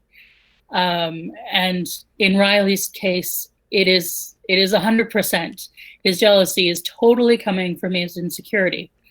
And I actually find it that there's kind of, and I think Buffy's insecurity about being lovable means that she goes all gooey and whatever at I'm so in love with you that I can't think. Yeah. So tell me about it. Yeah. I think if they were older, I don't know if they would have worked through those insecurities, but also possibly gained a whole new level. Because, come on, we've also gained a whole, we worked out a lot of our insecurities at our age, but haven't we also gained a whole bunch more? Yeah, I mean, one of the things about watching those scenes is that they're 19. You know, she's either 18 or 19 years old in that scene, and we're sort of, I definitely in the video projected a very adult lens and interpretation onto the things that he said. But apologies to any teenagers that may be in the stream. I'm not trying to throw shade, but maybe that scene plays or reads a little bit more for the intended target audience of the time than it does now. Is I all think I was trying to say. like it's also built into the way that we are taught, the way we are falsely taught about love and romance and masculinity and femininity. Yeah. And the taught to see jealousy as this romantic thing, and taught that guys are taught that they're supposed to feel like, you know, that the girl's supposed to be unspoiled, and like all yeah. The scene both kind of calls out this stuff, but also totally plays into it, because I've been reading some stuff recently about Buffy's place in feminism, and it is a place in the discussion. It's not, she revolutionized a lot of things, she changed a lot of things, but it's also like there's a lot of flaws and a lot of unexamined stuff. Yeah. A step, not a model. Yes. Yeah. And this is definitely one of those moments. And I think there's a lot about Riley that is kind of part of that, because he's created to be like this model for, you know, the man sort of thing, with like in touch with his feelings and all that stuff that was very much a thing in the 90s. But there's a whole lot of other stuff too, and his unexamined stuff. And I think there's Riley and Buffy are sort of a study in how sort of the insecurities and the just kind of, I don't know, he's not, the relationship with Buffy and Angel is toxic for big, glorious, romantic reasons of the whole that we know, and the age difference. And Buffy and Riley's relationship is also toxic, but for ordinary stuff of people not knowing how to deal with their emotions, and the whole thing about him putting all of the responsibility for his feelings on her and her accepting that. Yeah, I love you reading about them sort of, I mean, in any relationship, one of the benefits of relationships, or one of the things that we take away that is of value or strength or whatever, is validation, is love and validation that we give to each other sort of back and forth. And in those two characters, there's a deficiency of validation. There's a hunger for it that they have been missing previously. I didn't make the connection with her dad. I think that's a great observation of Buffy sort of feeding off of male validation in a way that might not be healthy. And Riley, having recently lost his mommy, who was his boss and told him what to do and patterned his life, is now looking for one in her. Not that much different than what Angel had with his father and Darla, and then subsequently Buffy. But Angel owned it in the prom and left. And one of arguably his relationship with Cordelia is the first that is sort of outside of that unhealthy pattern of compensating for things he didn't have as a child. And I think in this scene, you know, adult relationships, certainly we still have baggage or more baggage or trauma or what have you. But hopefully the goal is that we're we've done an internal study or are in the process of one and trying to own that damage and own that trauma so that it doesn't make our choices for us. And I think that that is one of the things about their relationship is neither of them, Riley had a crush that was initiated by his mommy saying, "I like her. Really? You don't think she's a little peculiar?" And then has been sort of going since then. And Buffy and Doomed is driven to him by apocalyptic circumstances, which she's been struggling with the entire time. Neither of them are owning that damage. So I don't think the validation in the relationship is necessarily the problem, so much as their lack of self-perception yet as people transitioning to adults, to be able to sort of manage that in a healthy way.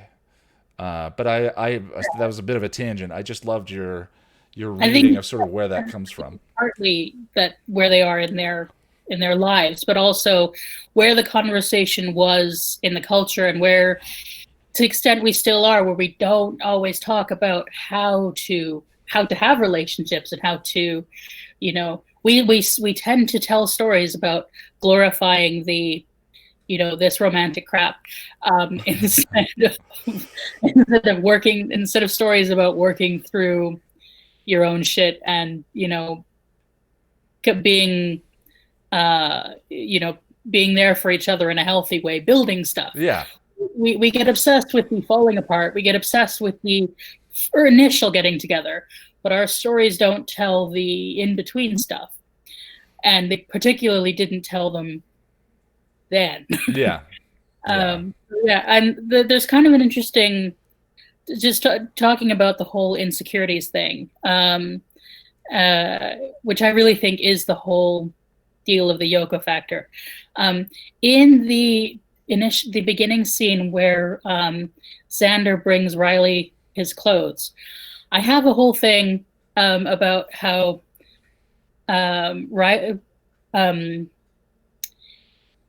Xander's loud clothing is like always, it's like always an insecurity thing. It's always a compensation. Yeah. And he's giving his loud pants to Riley. And I think there's a thing about how Riley is sort of Xander's ideal of himself. Like what Xander always believed he should be the ideal of himself. Mm-hmm. Like he is what we see Xander become in Halloween. Yeah, I love that. Yeah. And I think this is him. So I think in a way, Riley is kind of an avatar for Xander's imagined perfection, the imagined guy. And I think he's literally giving his anxiety pants, his insecurity pants to Riley. And I think it's passing like Xander's insecurities to Riley. Xander's insecurities about Angel is what he's giving to Riley. And I think maybe that does a disservice to Riley, but I think, and it sort of ends up him playing the Iago part that Spike plays everybody else. Yeah, I think Riley and Xander's relationship is very one way, but the one way that it is very loud, and I love that reading of the pants, and him sort of peeing on Riley, or whatever it may be, as sort of like, we are simpatico, and Riley's discomfort with that in the scene in the which is played as a joke, and I never considered it the way that you did, but I think that given their evolving relationship and the way Xander identifies with him clearly in season 5, such that he is his defense in Into the Woods and all of that we'll rant about shortly. That's great. I love that. Yeah, so I think the Into the Woods scene is very much like, this is my ideal, and how can you not throw out, give everything to my ideal? And Riley is not an ideal. Yeah. Like he's not he's not reprehensible. He's not Parker. I mean, it's kind of what we got into with Josh's points on New Moon Rising in the previous episode, or the previous discussion, was I think that one of the things the show lacks is a thesis about healthy masculinity. There are sort of passively positive men in the show, like Giles, but there are many versions of masculine indictments against toxic masculinity, or whatever, which is a broad umbrella, but I mean, whatever Oz was versus whatever Riley is, so on and so forth. But the show is where Buffy is sort of a healthy model, where Cordelia is even portrayed in Room with a View as, the goal is not to not be the alpha, to not be strong. The goal is not to be a whiny little cry Buffy. The goal is to have that power and to use it for good, to use it for choice, to use it for the battle. Is the way I love that reading. There are multiple healthy models of of femininity, but the show really lacks a cohesive statement about what makes healthy masculinity. True. I kind of think I don't think any of the women are necessarily an ideally healthy representation of femininity either, because I think everybody has, they all have flaws. They're all trying, and I think maybe there is a problematic element to looking for an ideal. Well, that's what I say. Between Willow, between Buffy, between Cordelia, there's a broader spectrum of all of these are pathways to can be pathways, but there's still a thesis. There's still that still feels like a deliberate statement where that's lacking for the men. Yeah, but I kind of like what I'm saying is I wonder if it's a mistake to even have they are trying to set Buffy up as an ideal woman, but she's not. She has possibly love. And I think maybe there is a problem with looking for ideals. Maybe that's the conversation that needs to be had, because I think we see the problem with ideals when we see them trying to create Riley into an ideal, which I do think there is an attempt to write Riley into an ideal, really? And he ends up being white, yeah, a lack of a stance is not a stance. Yeah. They're trying to make him kind of everything, and kind of it's just he's cardboard. Yeah. And I think, I mean, I think the example of positive masculinity, there's one in Giles, positive but not ideal. But even there are, he fails to sort of act as a model and act as a teacher to Xander when he's presented repeatedly with opportunities to be. My friend Jess, who writes the Firefly guides to me, has pointed out how much Giles fails Xander. Where he shows up for Willow, he shows up for Buffy, of course, but he has many opportunities to be a guiding light, a leader for Xander, and instead is played as a joke or disgust or any of that. And sure, Xander is, among those three, we'll say the personality problem child, compared to, he doesn't try and destroy the world at one point, so there is that. But on a day-to-day sort of interaction basis, I know Giles finds him exhausting. But I think it's interesting that if you look very closely at Xander and Giles' relationship, it's parts of it make me sad, especially because Xander is so desperate for a father figure. Anyway, sorry, I didn't mean to steal that. Makes this big brother ideal in Riley. So yeah, I don't know. I think it's, art is always a reflection of the society that makes it, and I think there is definite reflections of 90s and early 2000s in this sort of. Sure. We're trying to make declarations about femininity, but we're not thinking about what we're presenting with the men. Yeah, I mean, that's the old progressive is a sliding scale. And I love that. I love your idea that maybe the mistake was having an ideal, and I think maybe that's something that makes this a step rather than a model. But nonetheless, women in the show are written and represented in a way that the men are sort of missing. Maybe the women shouldn't have been written that way, but they are, and so I feel like the lacking of it when it comes to the men on the show is obvious. It's loud. It's an interesting thing about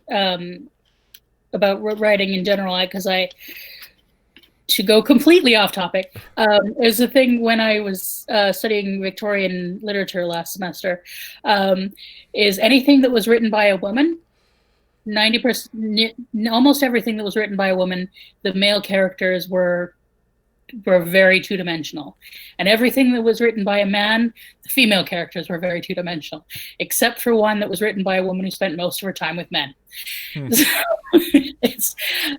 I think it's always been a problem with writing, is if we get too into sort of having these ideas, we get too set in our ideas of what a man is and what a woman is. Sure.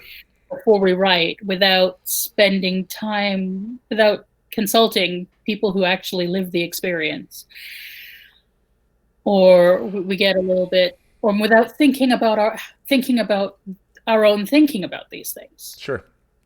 I don't know. Maybe that went nowhere, but no, I see. I think I see where you're going, and I mean, I don't know. That's partly what I rely on you guys for in this discussion. I love the directions where we end up, but it's why we're here to ponder. Yep. Well, I do have to move on. Is there anything else you want to mention about the Yoko factor? I have a theory. Okay. I think that it might be demons. Sorry, go ahead. A dancing demon. Do we think Giles's "Oh dear Lord" was his shock at, oh wow, Willow's lesbian, or is it, oh dear Lord Xander, how did you not notice? Because I read it as, oh dear Lord Xander, you didn't get that? It's funny. I read that. I think I've kind of automatically or subconsciously read that as we're talking about dating, and it's the end of the world. Like it's his adult exhaustion with who cares because he's halfway through the sentence and turns around and says, "Tara's your girlfriend? Bloody hell!" But that's my reading. What's yours? Personally, I very much read Giles as bi, but then I usually read characters as somewhat fluid, and I think he's just like, yes, he's like, why are we talking about this? Also, how did you not notice? Have you seen them? Yeah, well, I love that too. So, and then there's a very pretty butterfly on. Actually, all the clothes are beautiful, but I love the butterfly on Willow's top. The change metamorphosis. Yes, and sort of If we're reading. Yes, change metamorphosis is This is what we. Yeah. I like it. All right. Well, good deal. Let me, last but not least, Mr. Josh. How's it going, Ian? How are you? Doing well, sir. About yourself? Happy Saturday. Thank you. Just seeing your coffee maker made me kind of want some coffee, but that's neither here nor there. I'd offer you a cup if we were, in the same state. Well, we have you have a plethora of topics to grab, and I'm always curious to hear if any particular readings sprang to mind for you with the Yoko factor.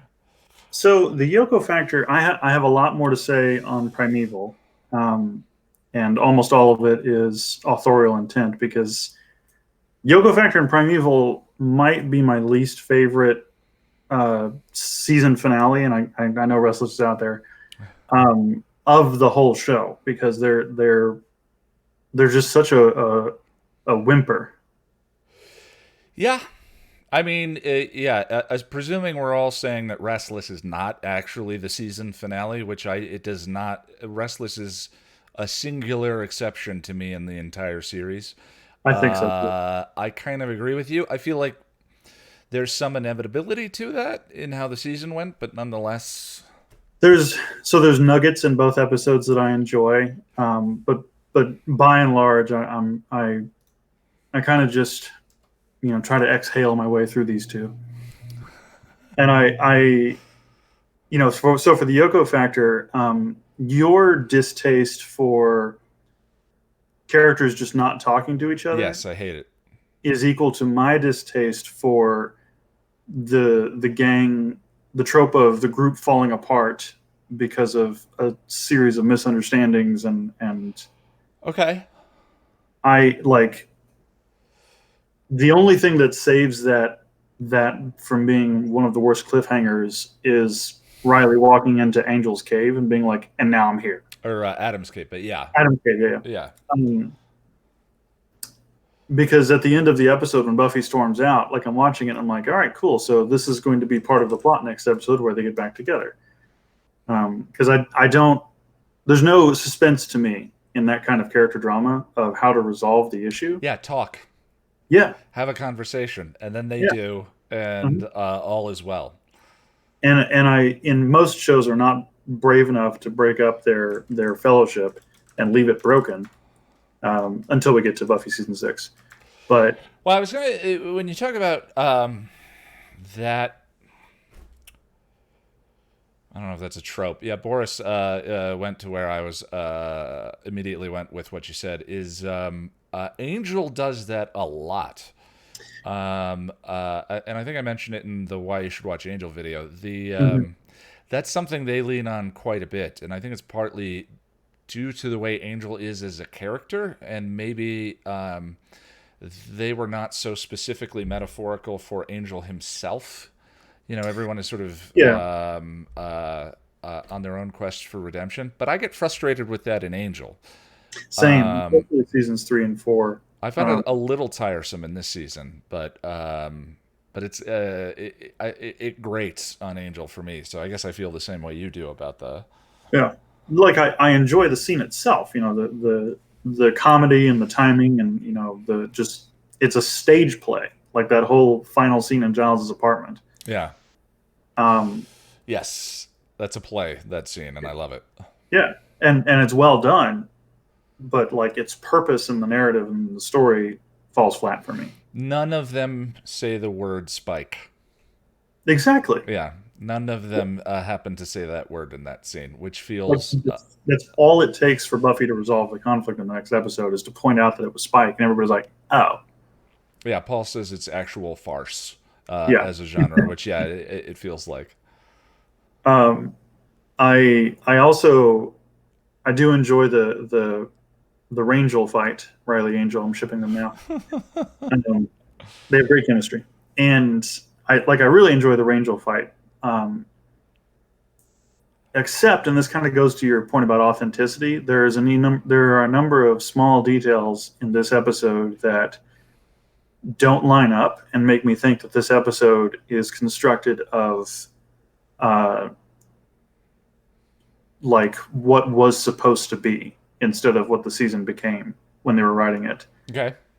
Like Riley leaves the initiative in New Moon Rising wearing like that, with the red sweater, and if I leave, I can never come back. And he doesn't pack anything.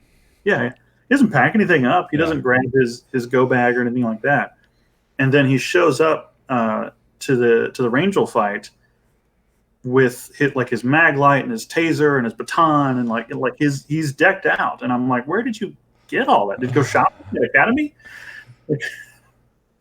And I think that's like leftovers from the fact that, and this is getting ahead a little bit, I think Riley was supposed to still be in the initiative at this point. Yeah. The original plan. If Walsh was still alive, yeah. Yeah. And then Angel, so the mechanics of how the characters get from Sunnydale to LA is a little ridiculous. Like, does Buffy take the bus every single time? Angel has his own car. So what I imagine is that he drove his car to the edge of Sunnydale, got out of his car, began to walk through Sunnydale so that he could be ambushed on foot by the initiative. Because there's not a reason in the world for him to be in the middle of a foot race with the initiative soldiers at that point. It should be a car chase. Of all the ways to, I don't want to say nitpick, but nitpick the episode, the geography of the scene not being believable is one of the more unique ones I've ever heard. I like it. It's a pile of semantics for the that is hard to see around. Yeah, yeah. Well, I mean, they've always been. The strength has always been the dialogue and the drama.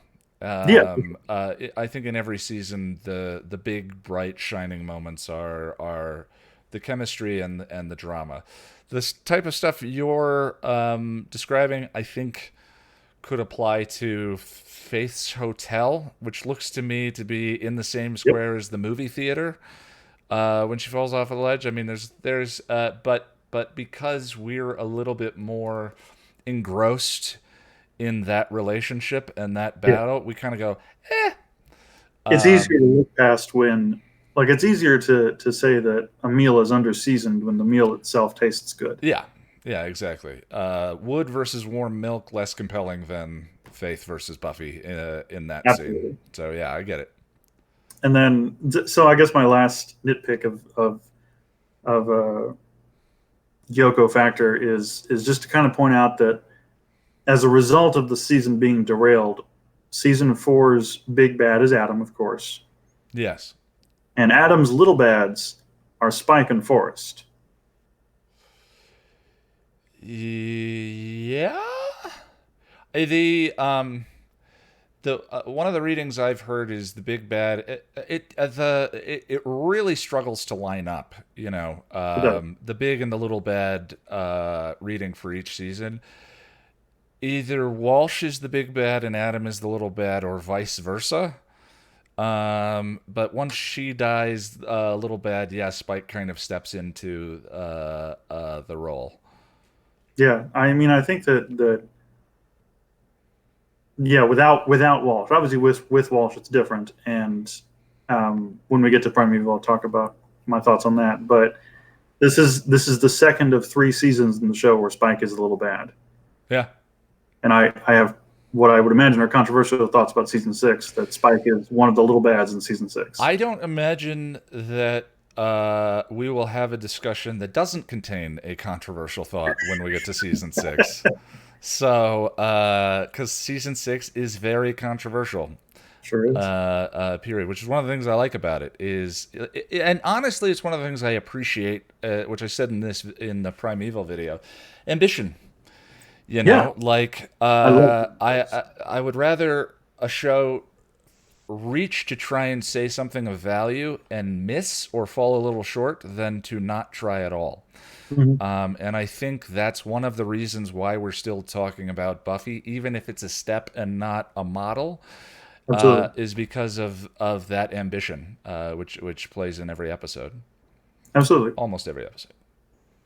And I definitely think that Buffy loves Riley, and I think that part of the issue, Bangel's fatal flaw, was that kind of all-in. I know it's not love; it's obsession.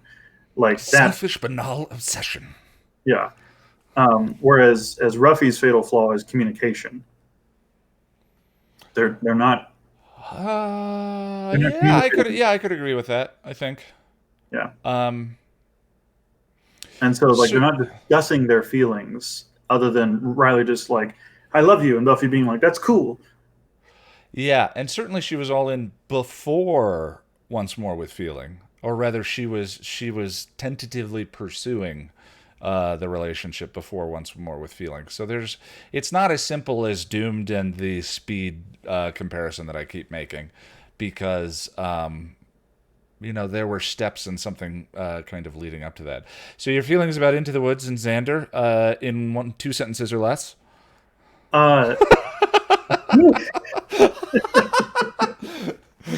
Xander is not as wrong as everyone gives him credit for being. Okay. Um, I see Jack going crazy. And the thing that Riley was asking Buffy for was not forgiveness. He was not asking her to immediately forgive him. Okay. It was a conversation. He was asking her to, Yeah, he was asking for a conversation. Xander is the one who, anyway. Okay, I'll stop. I'm sorry. That's me Yoko factoring this conversation, I guess, which we're done. All right. Well, is there anything else you want to throw out about the Yoko factor? We're almost at 2 hours and we haven't started Primeval yet. Perhaps these need to be single episode conversations. I'm good on the Yoko factor for the sake of getting the Primeval, for which I have many things. All right, good deal. Yeah, so we're going to go over 2 hours. I'm not going anywhere. I will sit and stay until the last person has said what they want to say. But again, just sort of leading with that, if you guys have things to do, we understand. Give us a wave.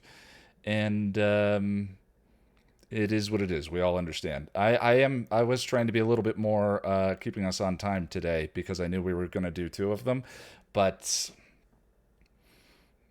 here we are. And I'm making it even longer with this speech. So I'm going to stop now. Russell. Hey, Ian. How are you? I am... Not too loud, am I? No, you're good. Okay. I am as good as I was an hour ago. Awesome. Well, I did not watch Primeval, so I'm going to go off memory here. Okay. The wrap up is awesome.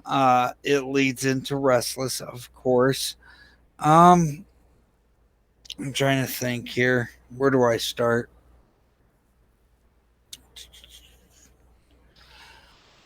The whole chips around thing. I think that's last minute. There's been nothing to suggest that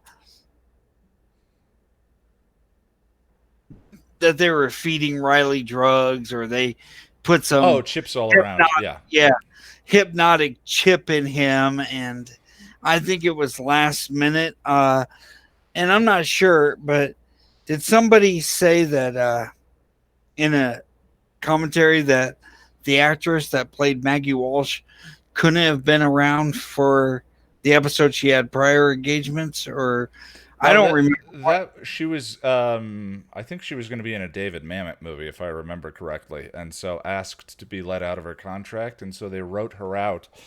But I imagine as doing them a solid, made a cameo where she had one line in the finale. I almost spoiled something from a different show. So I do appreciate that she's in the final episode, even if I feel like her sort of walking, rotting corpse being held alive by machinery is a weird metaphor for the arc of the season. But I don't know where you were going with that, so go ahead. I actually don't know. I think of Superstar when I watch Primeval. Okay. Because even though that spell that Jonathan did, the only thing that really connects to this episode is the fact of his power source, Adam's power source, which Buffy rips out, or Super Combo Buffy rips out in this episode. like I said, I did not prepare for this one. No, that's okay. I think that's the and we can move on, bud, if you want. But that's the concrete, specific link in the plot. Sort of the metaphor of Superstar is, again, conformity, or sort of groupthink versus. Actually, Sarah had a great reading of that when we were talking about New Moon Rising, which I'll let her mention if she wants to bring up Superstar. But yeah, man, it's okay if you don't have anything about this one. We're gonna run long, so I'm trying to think. Yeah, I don't have too much for this one. I love the ending. I love Super Combo Buffy. I love the enjoining spell, and I love Spike here. Like, I can't remember what the line is, but he's like, "Oh, you thought you would save us, so we wouldn't stake you," or something along that lines. He's like, "Well, yeah, yeah, did that work?" So yeah, that's all I got. He's a weird hole. After almost leading the group to its demise in this one, he's just kind of there in season 5. Everyone has such a blind spot for Spike. Again, this is where I say that Soulless Spike is different from Souled Spike and William. Okay. Oh, again, going back to the Soul canon, it's a demon. You know, William would never murder anybody, and to my knowledge, Soul Spike has never committed an act of evil. This was the actions of a demon when he was possessed. I mean, look at season 5, Angel. I know we're talking spoilers here. Yeah. But I can't think of one incident where William or Souled Spike committed a direct act of evil. I can think of an act where Angel committed evil, but not Spike. So I think the two are different. Well, I will. I'm not weighing in on that. But yeah, great finale. As you pointed out in the review, this is the finale. Restless is kind of its own thing. The epilogue, yeah. Which we'll comment on when we get there. So, yeah, this is what I got for you, buddy. All right, bud. I appreciate it. Let me go over to Mr. Boris. Mr. Boris, sir, hi. Hello. Hello. There was a hot take about big bads in the comments, and we'll move on from that for now. So yeah, Primeval. Josh was mentioning about like how this was like his least favorite finale and or climax, I guess. And I do find it interesting that the climaxes that tend to be the least popular with people, I find they were both written by David Fury, and that and I'm referring to Grave here, and I know some people, and I know there's people who really like Grave, but I think we can at least all admit that there's definitely something a little off about it, and I do think the lack of Joss Whedon writing and directing is definitely a factor in all this. As much as problematic as Chosen can be, there's still a little extra oomph there that kind of helps it out a bit. I was gonna say, generally, Boris, we've known each other for a long time now. Whenever you say, I think we can all agree that, I'm gonna say no to whatever you're about to say next. And I say that with love and admiration. People love Grave, and Josh pointed out. Not all people. Not all people. Yes. But there's at least enough people. If we were to talk to a bunch of people, they could at least admit, in comparison to some other finales, Grave has some notable problems. But I don't feel like. Well, I don't know about in comparison. I feel like we could say that about every finale in the series. True, but I feel like Grave gets a bit more flack. Just if we're talking about in terms of general structure and cleanliness, there's definitely more conversation we had about Grave. Well, let's not talk about Grave right now. Yeah. We don't want to waste time. We're already over time. So yeah, as the climax to season 4, it's not a terrible climax. It just kind of feels a little off. I think it's very successful for how the season went, which is quite the qualifier. Who knows Yeah. how the season would have gone, or how the finale would have been were it a different season, if Maggie were still there and Oz had not left and so forth. But I mean, if Oz hadn't left, we hadn't had Tara, and Tara is one of the things people love about season 4. So Yeah, who knows? Tara's great. Yeah. We all love Tara. I mean, there's probably some Tara haters out there in the comments, but we don't want to mess with those people right now. I mean, Russell was talking about how great Scene Red is. I won't go into that right now. Yeah, so the episode, frozen? Okay, no, it's not. Yeah, the episode is mostly fine. It does what it needs to do. Maybe you're missing some, grippingness and stuff, but, it's not bad. We were talking about the action earlier, and, putting aside, what the emotional value of it, it does feel like it wasn't as directed as well as some action has been in the past. Maybe it's just because that location is very cramped and also I guess there's a lot more. You can only do so much with so many demons, I guess, because there weren't a whole lot of vampires in that, I don't think, and those I feel like they mastered those more or less, but oh yeah, there was a squid monster, and I'm yeah, this is people have made this comic before, but it very much is kind of like a Cabin in the Woods climax, where just they're just throwing all these monsters at these scientist people, and it's chaos ensues. Yeah, I imagine choreographing a mob is a huge and difficult undertaking, and from the vantage point of visual storytelling in these kinds of battles, I think of the battle sequences from Braveheart and the Battle of the Bastards in Game of Thrones, and the way to sort of manage that is by going from the wide mob to specific people inside of the mob itself. And I think it was, I can't remember who was the one who expressed frustration with the way that battle sequence played, but I feel like those close-ups or that sort of intimacy is lacking in the main hangar monster melee. The monster mash in the middle of the hangar lacks any sort of close-up storytelling. It's just a big mob of what have you, which I think is less interesting, other than when the team is getting through the mob. So yeah, it lacks a story, I think. Yeah, maybe some better direction would have helped it out a bit. Because even if you don't like the battles in some film, you don't really have that much investment in certain films.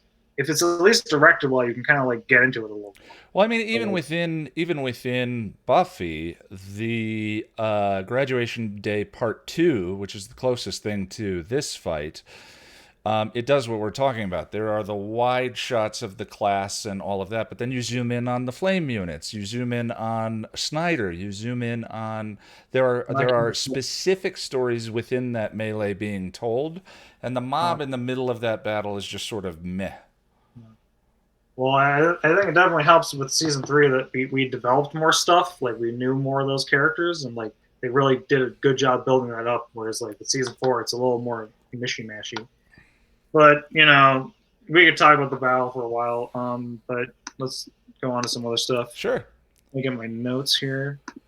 Cabin Woods. Oh, one cool thing I didn't pick up on before is that they actually do mention the name of the first Slayer during the spell, because I forgot, Shreya or something, because I didn't know the first. I don't know if they say the first Slayer's name. I didn't actually know they said the first Slayer's name in the show itself, but they actually do mention it here. It's it has an S and an H. I don't know if I wrote it down, but I might try and look up on the Wikipedia. Yeah, so during the spell, they mentioned it's the first of the ones or something. So that was cool to find out that we actually do have the name of the first Slayer in the show itself. So that was cool. Sanea. Sanea. Yeah. Thank you, Jeff. Thank you, people. I have a lot of tabs. It's hard to open things. I probably should have wrote it down. But yeah, it's Sanea. So that was neat. Like, it was kind of amusing that like we have like Buffy being all like we are Legion, and then like in the finale of Angel, like, well, Forever got a whole lot shorter and stuff. So because when Jane is beating up Angel, he's like, "We're Wolf and Heart, we're gonna last it," and then it's like Angel kicks his ass, and it's amusing. But that's just a crazy coincidence. And yeah, like the whole like thing where, and you mentioned this in the guide, but like the whole thing, it's kind of clever how we have like the key to defeating an amalgamous being like Adam is to, with our powers combined, we're gonna like yes. So I think there's poetry in the way it literally plays out, and what the themes actually are, which is, I think it's a value when considering these two episodes. Yeah. As for Riley, like I'm gonna cut him a bit of slack for parts of this whole situation because, like, one, like it is kind of a trope that's a person can like defeat their programming even though there's not really like a reason to, and like maybe the implication is that like because he was so worried about Buffy, he was able to like pull through it and like find a way to pull that thing out. Maybe I'm not. I guess. Yeah, I think that's what they were reaching for. The relationship that he had developed that was more genuine based on love rather than indoctrination gave him sort of the power to overcome, metaphorically, the training that he had that had been hoisted on him. The problem is that it's Riley, so who cares? It's not that there wasn't some thought in it. I think there was definitely some thought to it. But, this is Finale Town. You've got no weapons, no friends, no hope. What's left? Me. You've got Giles, I'm 16 years old. And Riley cutting into his chest. Something, one of those things is not like the other. That's all I'm saying. And I guess as far as like the power levels go, because you were saying that Forrest was able to was beating on Buffy while like Riley was able to beat him. I will say that like Forrest did have help from the zombie people, so that may have been like the balanced power there. Like because like as soon as Riley gets the chip out, he like pulls out the tubes and then like they're out. So like that might have balanced things out so that like Riley could be able to defeat him then. Though, there's all these arguments about like how much characters are nerfed for the sake of the story, and that's a whole thing. Yeah, so. Well, I got to move us on, bud. Is there anything else you want to throw out about this? I got most of it. The rest of the setup is nice, and that'll be nice to talk about when we get there in like a couple weeks. So, let's move on. All right, man. Sarah C. What? What's up? I thought we already did. Well, we didn't do Primeval. We're going around again for you. Oh, true. Oh man, I thought we were like, oh yeah, let's just do both. I was like, cool. I think you mentioned both, but I was like, we're gonna come back. So if you don't have anything new to say, that's fine. I'm just gonna say, hey, how you doing? Boris, can you mute yourself? Oh, sorry. That's okay. Thank you. Yeah, no, I guess that was my bad. I'm sorry. That's okay. How to read or listen. I mean, yeah, those are my main feelings on Primeval. It's fine. It's fine. I mean, the good stuff, as in most of season 4, it's very like what's it called? Indicative, something like that, of just season 4 in general. The stuff that works is them hugging in the elevator shaft. I think it's really cute. It's nice. It's nice to have that moment, especially between like Buffy and Willow, just sort of explaining to each other like why they've been gone. Like that's nice. Yeah. And all the stuff with the magic gourd. The character stuff is nice, and then the fight scenes and the climax feels weird, claustrophobic, impersonal, which makes sort of the finale almost feel like it got hyped up so much, and then she just goes, which was the point. But it was just like, all right, that's it. And then the ending is so bananas.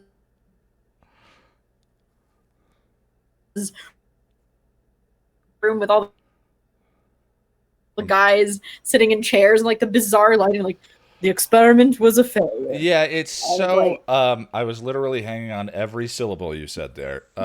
It's so. It's such a. It's so tonally weird compared to, Giles handing her diploma partially scorched and watching Angel go away. These nothing burger white guys that we've not seen the entire season. The old men. Talking about salt the earth and bury it. Okay. Neat. I mean, Restless is glorious, and we'll spend plenty of time on that. But thank God Restless exists because, however people feel about season 4, I think Restless bumps it up quite a bit. To me, Buffy as a show is about spending time with these people and watching them grow up. So it's like, if I get to chill with you guys in college and just watch a bunch of hot nonsense happen, like I'm fine with it. Like, yeah.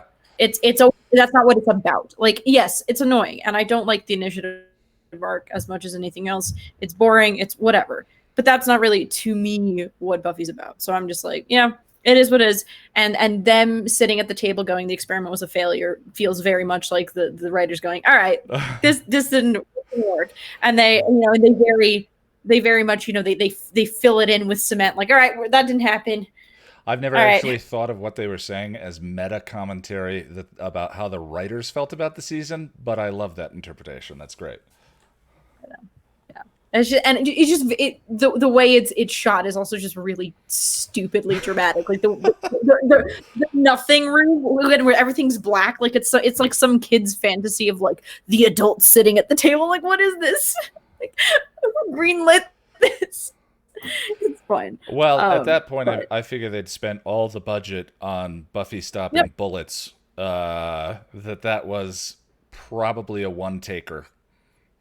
Yeah, it's all good. Yeah, it's all good. So there's not to me there's not much more to say because it's I said what I said. I think Forrest's makeup is really dumb looking, but that, like, why would you just saw off like this one part of your head and then like this one part of your mouth? I'm like, what? It's fine. It's all right. Well, good deal. Anything else you want to throw out about Primeval?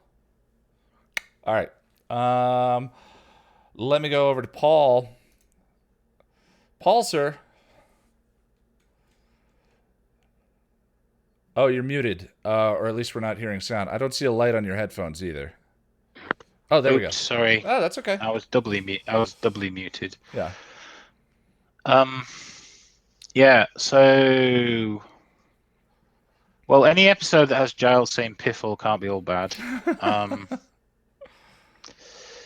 There was a lot of talk in the Yoko Factor about that scene with Buffy and Riley, and she doesn't say "I love you" back. Yeah.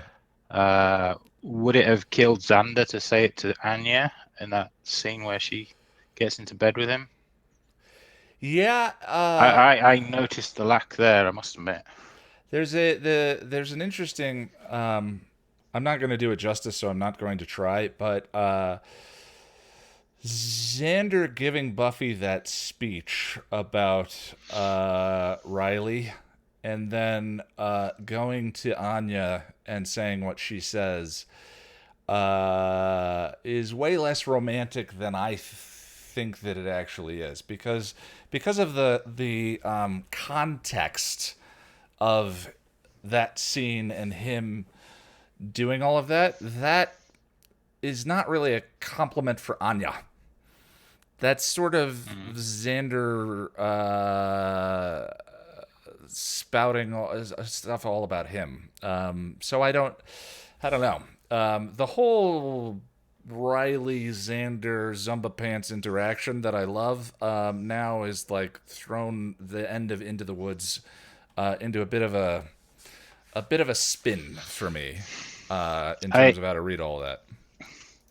I have to confess that this is obviously a touchstone for a lot of people, but I really need to watch Into the Woods again just so that I can know what you guys are talking It's about. yeah, it's a conversational I mean, I've touchstone. seen it, and I know the bones of it, but I don't know the blow by blow as well as you guys seem to. Yeah.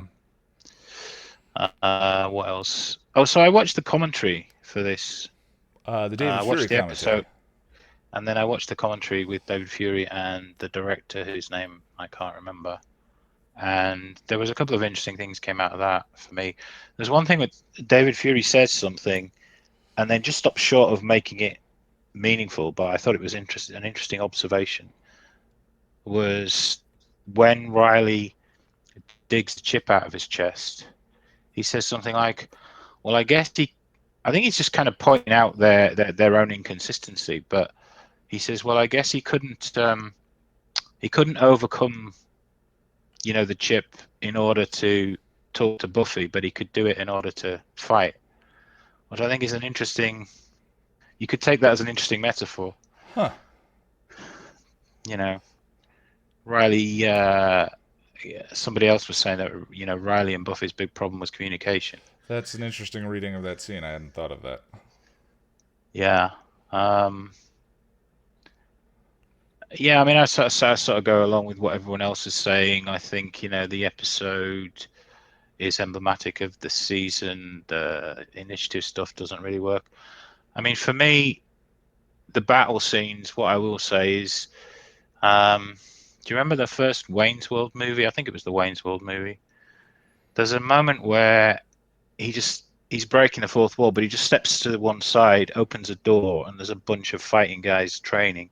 And he says, "I've always wanted to do that in a movie." And then, just closes the door, and it's just a kind of weird meta gag. And that's how I feel about the army scenes in most of season 4. It's just sort of like, insert random scenes of army guys here, Yeah. It's like techno battle on Star Trek.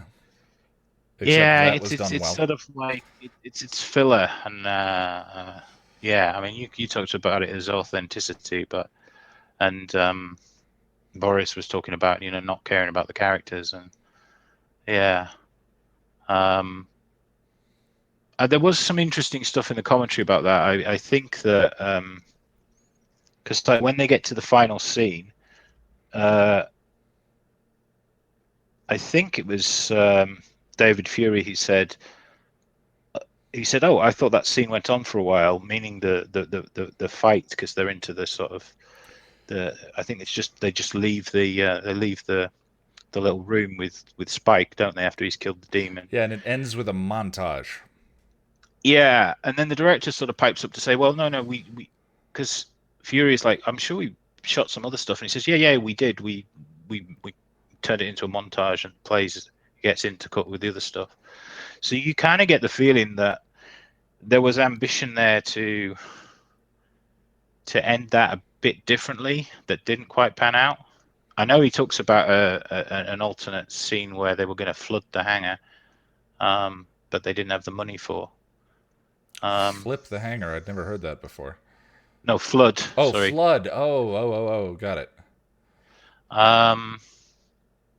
But yeah, so that doesn't work. But the Buffy Adams scene really works.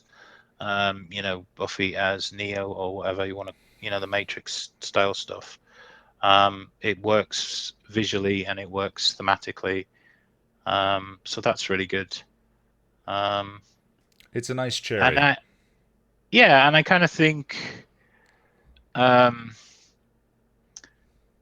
mean, I hadn't really thought about it from the point of view of like there being not being characters that you knew, but that kind of makes sense. But the very final bit, the salt the earth bit, it feels like a very writerly thing to sort of say, right, we're going to put a cap on this now because we're not going to revisit it. It's not going to come back, even though it kind of does a little bit with, Well, they have to grapple with the chip.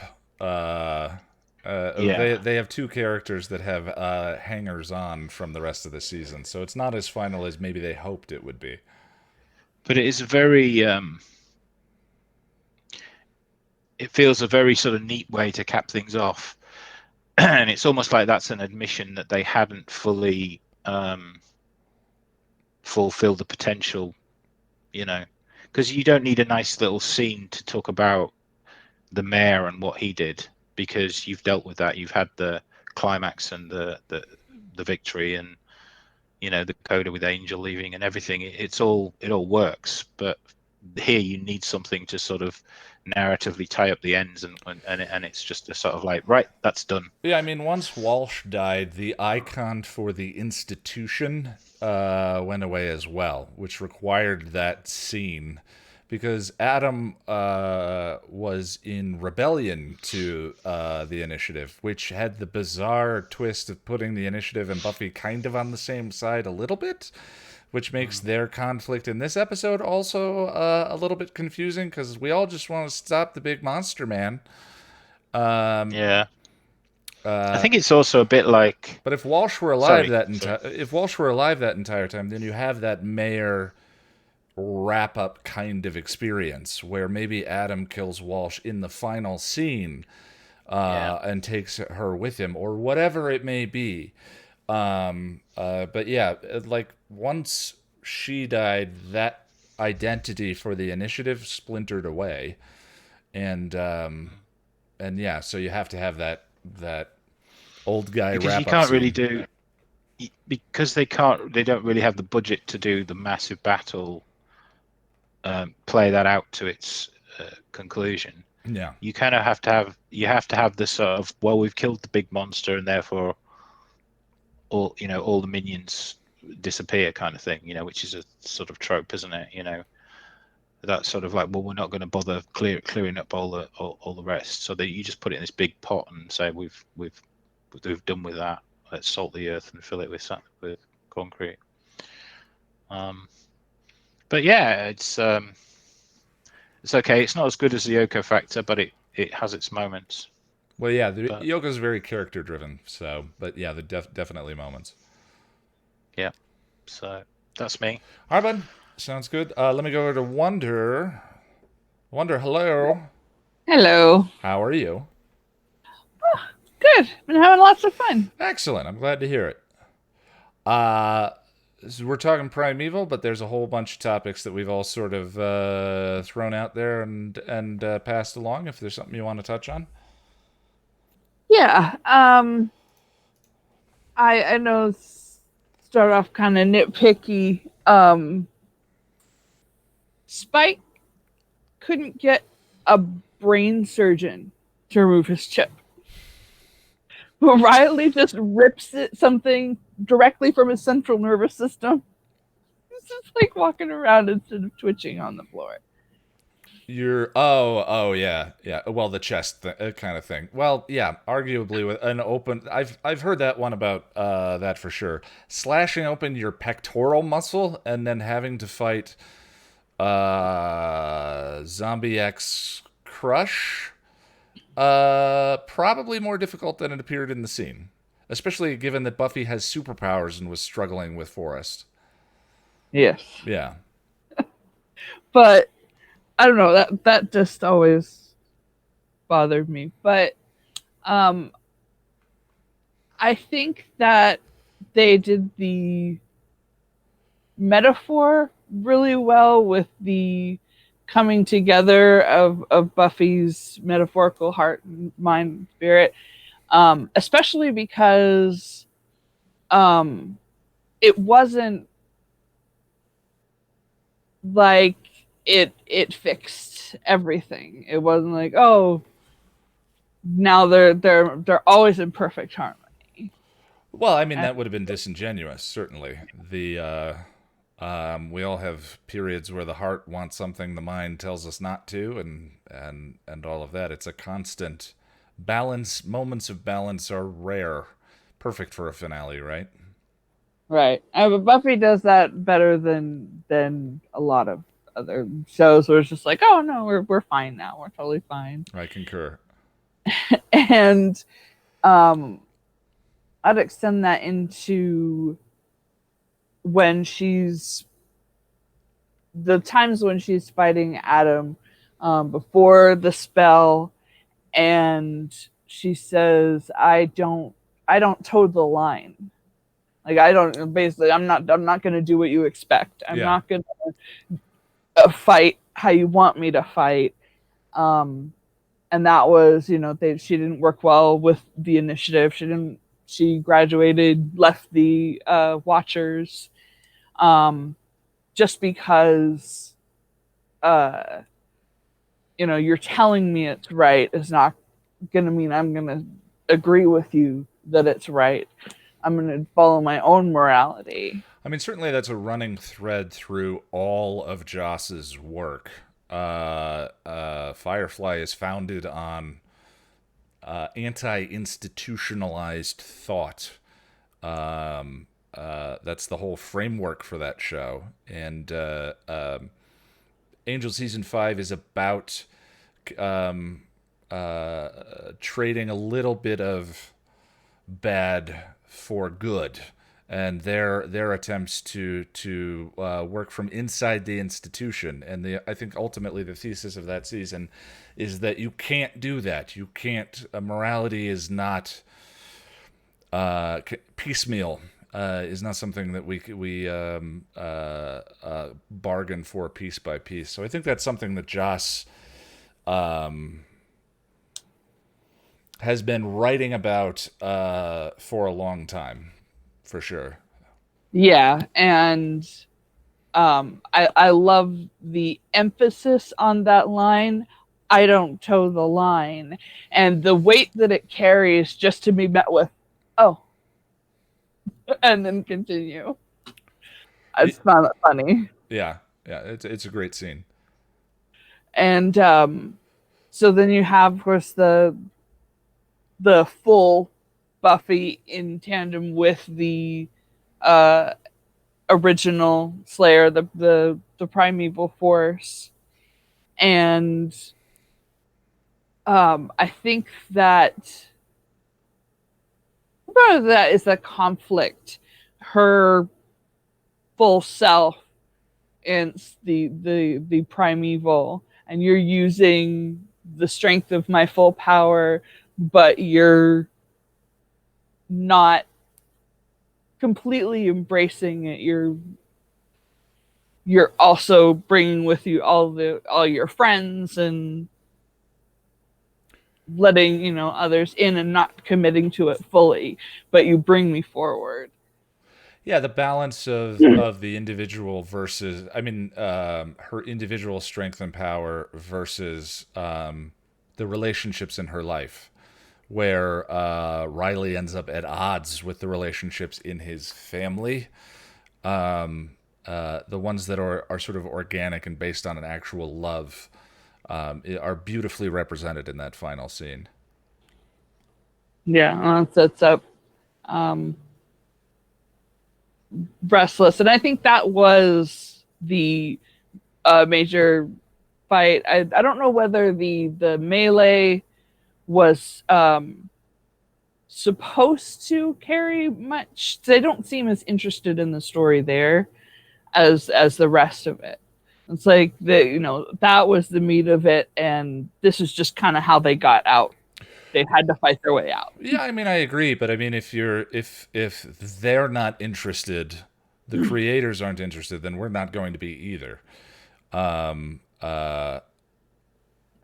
Which again is I think why other people were highlighting that scene struggles to some degree. If anything, fewer cuts to it might have served it more. The more shots of it we got, the more of a struggle it was. Yeah. And I'd also like to know what Adam's plan is now. He's doing this on the instructions of Maggie Walsh's. This was Maggie Walsh's plan, but she thought she'd be alive, so I'm carrying it out.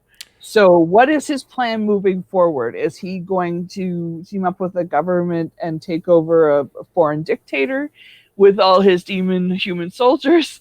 Is he going to become the authority? I don't understand. If he's following her plan. Yeah, he's got the chest zip drive, and that seems to be sort of guiding him the entire time. And if the whole thing is about kind of institutionalized identity, that moment when the plan completes itself would have been So now what kind of thing? Yeah, it's For like that institutionalized following the plan blindly Yeah. and not really thinking it through. What happens when his instructions from higher up run out? Would have been an interesting way of exploring some of the themes that they were exploring in this one, and that would have been an interesting way to beat him. Let him think that his plan was complete, and then Adam just sort of sits down and is done because he has no more instructions from on high, and he can't guide himself as an individual. Yeah. I'm not saying that would have been better. I'm just saying it's an interesting idea, sort of turning looking at the theme through, other sides of the prism. Yeah, that's about it. All right, sounds good. I appreciate it, and let's go to Mr. Jack. Hello again. Hello. Hi. Hi. I don't have a ton to say about Primeval here, so we'll be pretty quick. Okay. I agree with and reiterate pretty much everything that Sarah C said. And just that the ending is a little weird. A bunch of dudes sitting around a table. I think when I was watching it this morning, I said to you then it just feels rushed and kind of why is this happening? But I understand that it serves as like a bookend to the initiative, and the writers wanted us to know that was over and done with. Well, if I reference, and I haven't really talked about this very much, Star Trek: The Next Generation Season 2. There was a writer's strike at the end of that season, and so the actual worst episode in the season is a clip show. Right. Riker gets bitten by a bug that makes him experience his old memories, and they realize that if they make him experience bad memories, his body will fight off the virus. But it's a weird kind of... they went to a clip show because they didn't have writers at the time. So ending a finale with a montage kind of, to me, feels like a similar version of that phenomena of... I agree with that. Yeah, I love a good montage, and there have been some fun montages in this one. Like even the Riley sex face montage, I think is musically interesting, and I love the way that it reverse plays with time. Right. But yeah, this is just like you said. It's like get it done. It's very functional. It's a very functional ending. Exactly. Yeah. Like I can see the purpose then it serves, but it leaves you feeling like, oh, okay, is that it? Like, all right. Cool. And then Restless. Yeah. And Restless. Oh, Restless. Yeah. It's so good. I mean, this is the functional ending, and then Restless is the artistic, beautiful ending.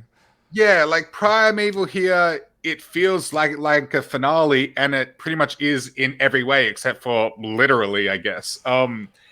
And I mean, if we're counting it as a finale, it's probably one of my least favorites. I think Josh said that, or somebody did. I totally agree there. It's just like kind of whatever.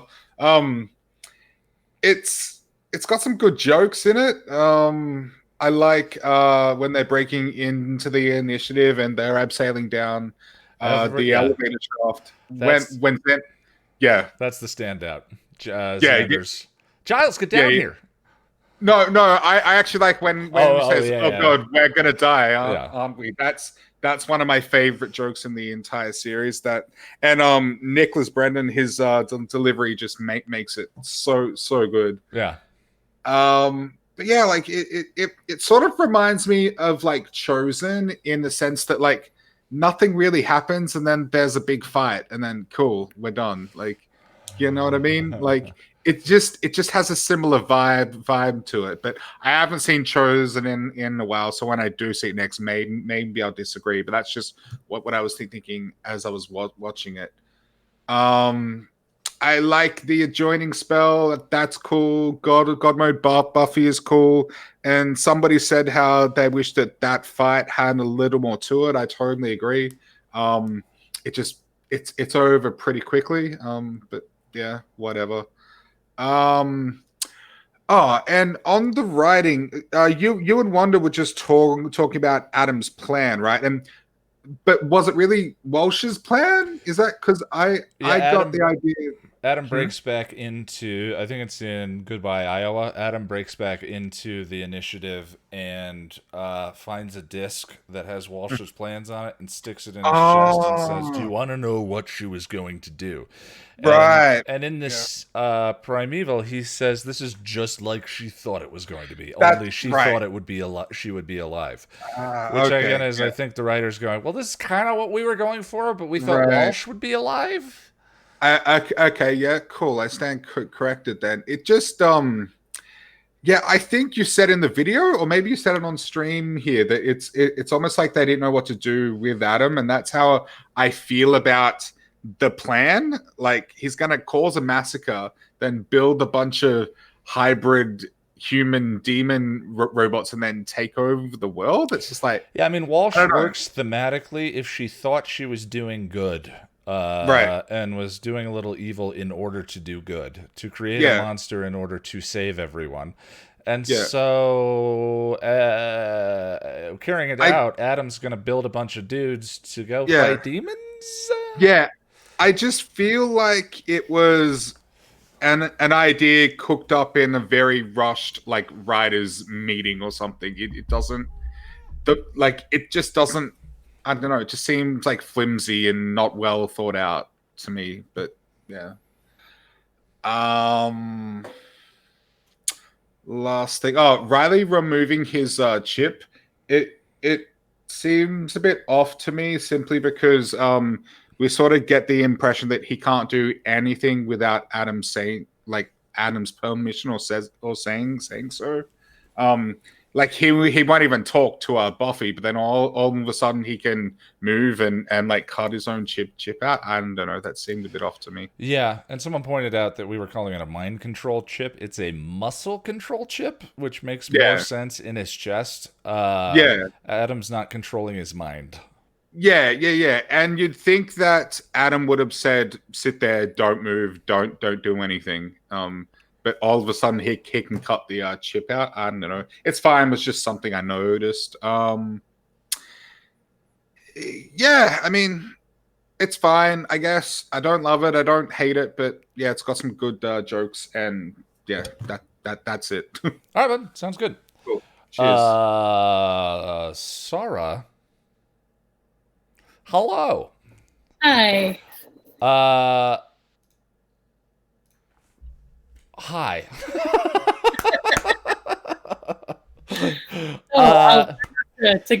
To talk as much as I did. No. You talk as much as you want to. I was just thinking about how I really need to post a vote to see if we want to just move to single episode discussions going forward, if you guys are.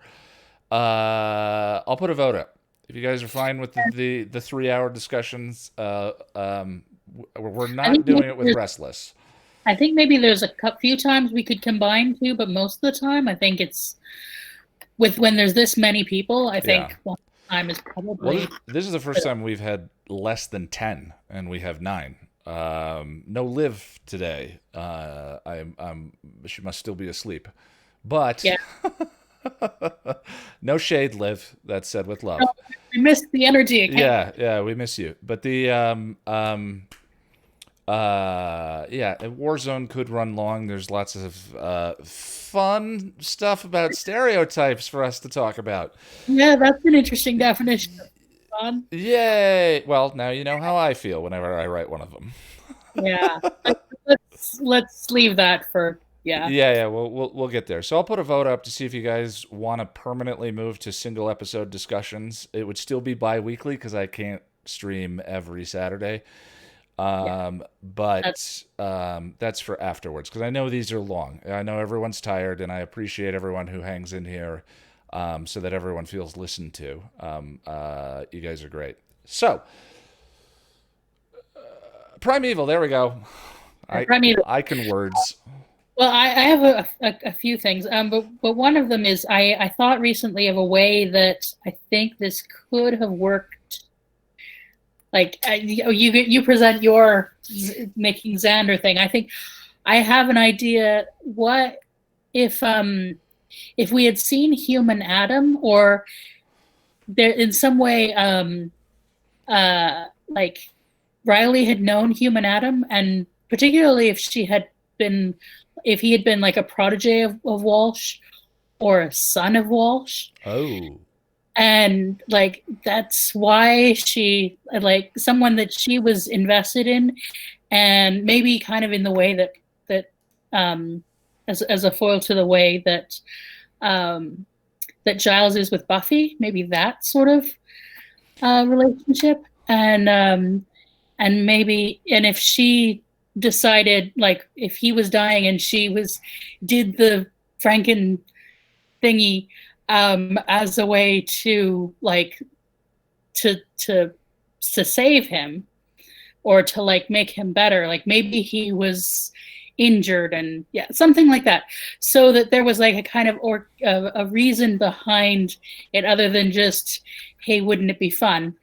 I want to play with the toys in the box. But no, then, I love that. And then you could have like that having identity issues, and Adam would be somebody that there was a sense of some kind of empathy for.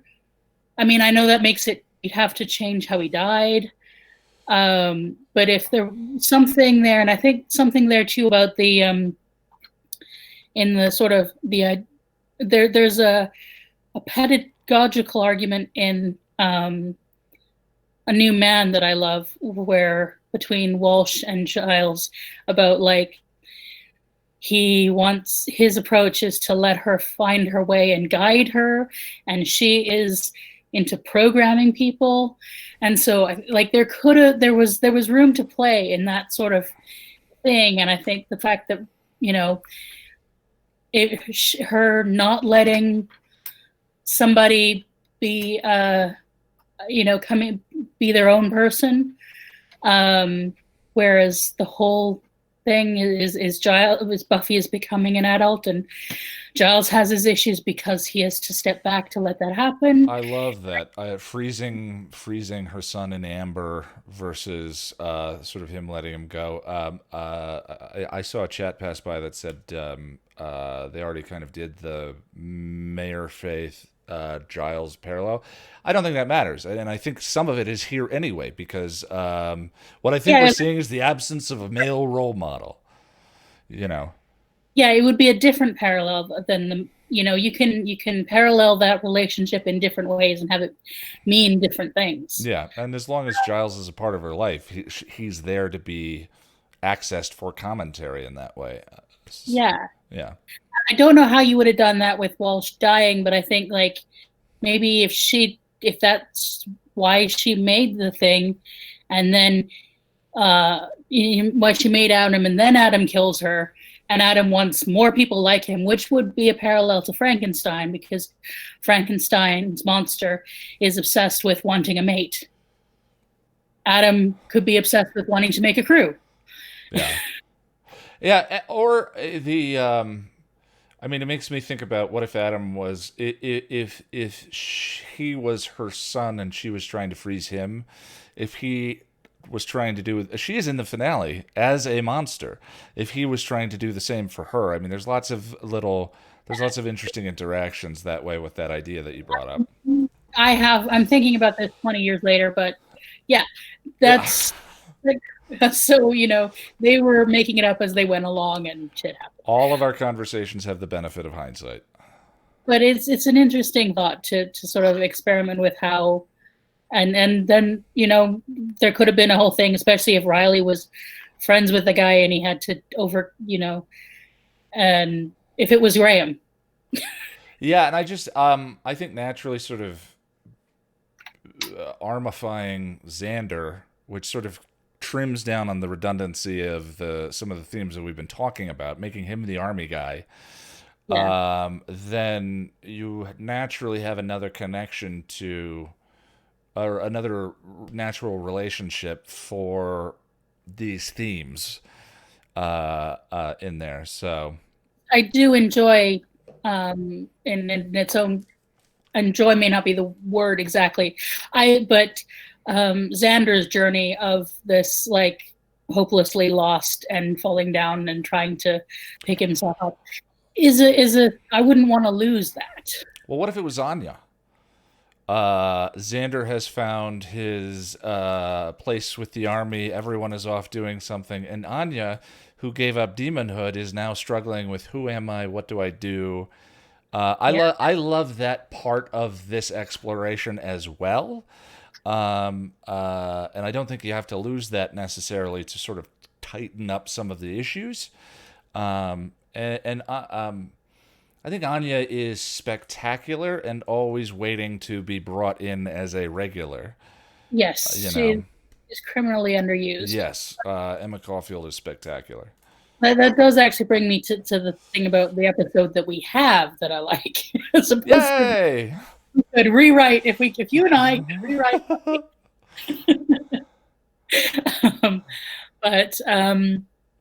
Yeah. So one of the scenes that I really love in this episode is the Xander naked scene.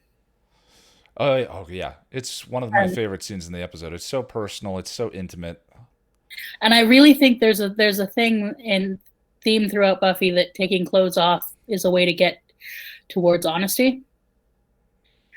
Interesting. Vulnerability. Yeah, I love that. Sort of taking away barriers. Yeah, and I think that in that sense, it is somewhat of a mirror to when Anya does that, when Anya disrobes for him, and then is like gives her honest. So there's sort of a mirror there. Yeah, I love that connection. In both of them, it's sort of Anya giving him an honesty check, and I think this is why the Xander and Anya relationship is interesting. Is her like whole blunt honesty thing means that he isn't like, because he isn't thinking that he isn't wondering what's she thinking about him. Does she think he's a loser and all that? She doesn't, because she doesn't sugarcoat things like everybody else has sort of been like not commenting on his lack of direction, and she's just like, so that's how Spike is able to exploit that, because, and I do buy him believing what Spike implants in his head, but only because it's already there and Spike just acts as a catalyst. Well, sorry, go ahead. I didn't mean to interrupt. Oh, no, that's okay. I was like, so when he says, I'm a lost, directionless loser, and she goes, so what? Yes, I heard that in the scene. She doesn't say, anything like that. She doesn't try to make him feel better. She just honestly says, okay, I still love you. Yeah, the poison for him is the fear. The poison is the fear of being that. And the freedom is in acceptance. And okay, it's a starting point. Any place of being like that is not an end. It's a beginning. It's a beginning, and if you accept the beginning, then you can move away from it. You can write the story your story a different way. You can go in a different direction. But if you're trapped in fearing that that's what that is, then you're resisting. And there's no movement in resistance. Resistance is static. That's where anxiety builds up and all of that. But I didn't hear what you're describing until today when I was watching it, and I was so struck by, he says, because I think maybe they're right. Well, what if they are? Who cares? And I love that. The venom is the fear. But with acceptance comes the possibility of change, to then move away from that, to become something else, to change, to grow. That scene hit me in a way today that it hasn't in a while, because it is intimate and beautiful and personal, and I love what that turn you're describing.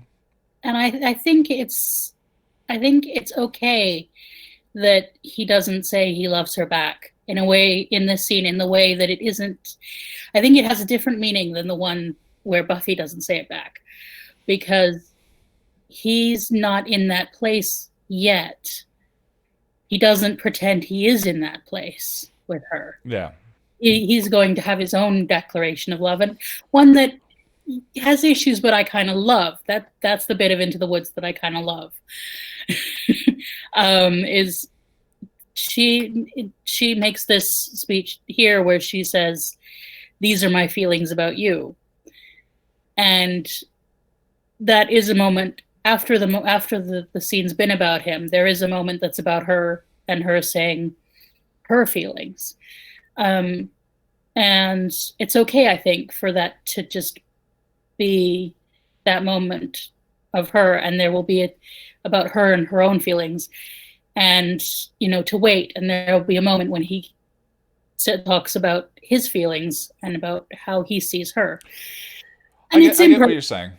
Yeah, it's imperfect, and it's imperfect because their relationship is not ideal, and it is going to fall apart. But I think it's healthier in many ways than the Buffy and Riley one, because there is this honesty between them. At least at this point. I mean, when he starts putting pressure on himself that I love her, so I must marry her, then we get away from there being this honest reflection of each other moment thing. But I love that scene. Without going too deeply into the woods, my objection, I think that intimacy and again Emma Caulfield's performance, injured, and the way she reacts to Xander's declaration of love in that scene, I think it's a beautiful scene.